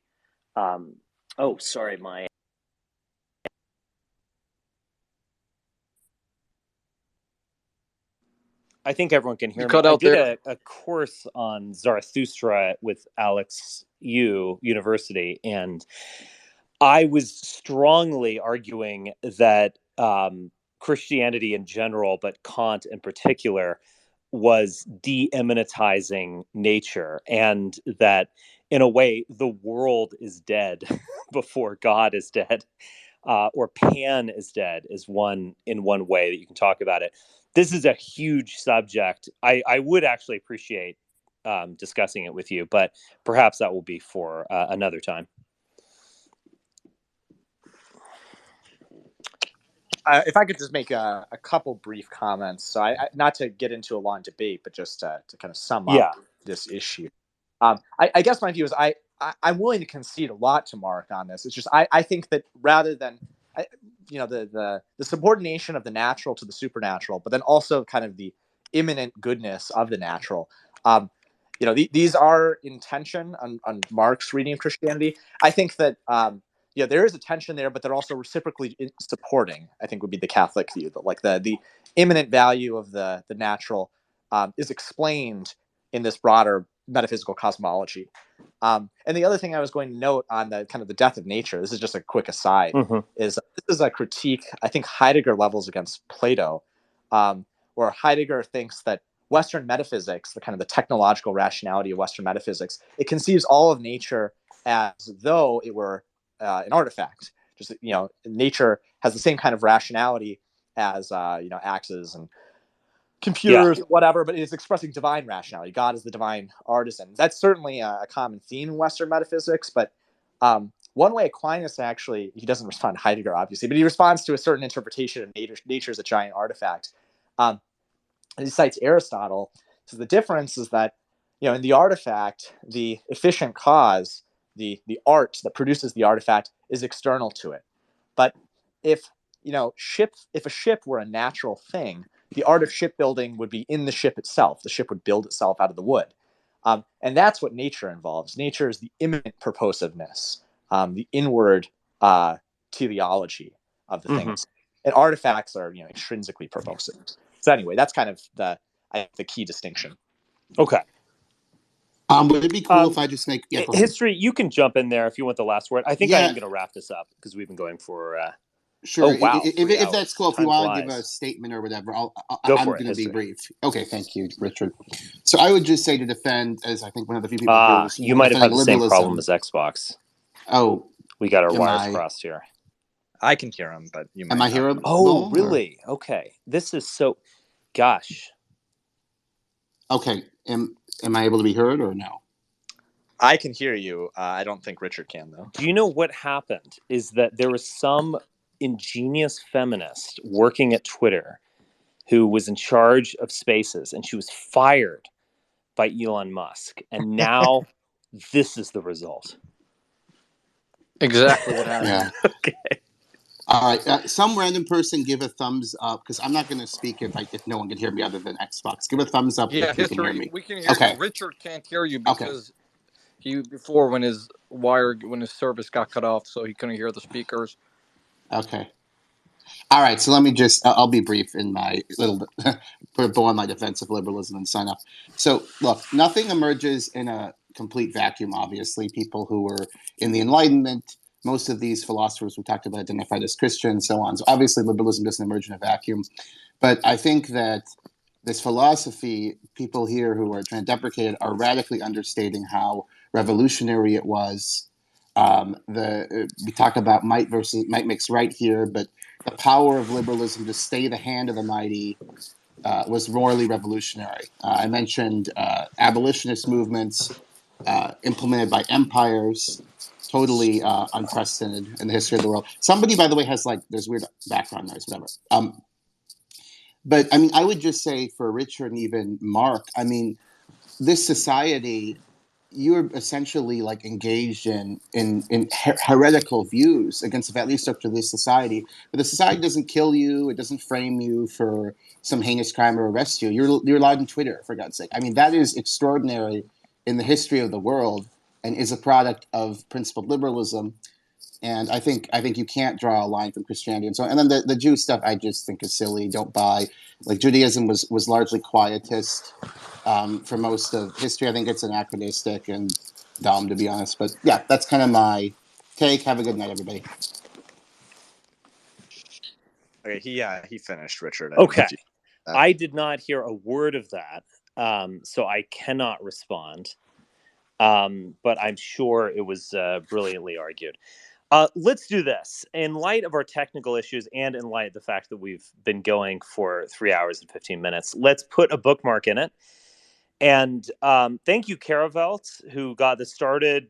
Robert, who's left us, and some other people. Thanks for Mark for joining in. Thanks, Xbox, as usual. I think we have a good dialogue when we discuss things, and I think we should keep it up. Thank you, everyone who listened and who added their questions. And I will see all of you on the flip side. All right. Ciao. Absolutely. This was a great space. Take care.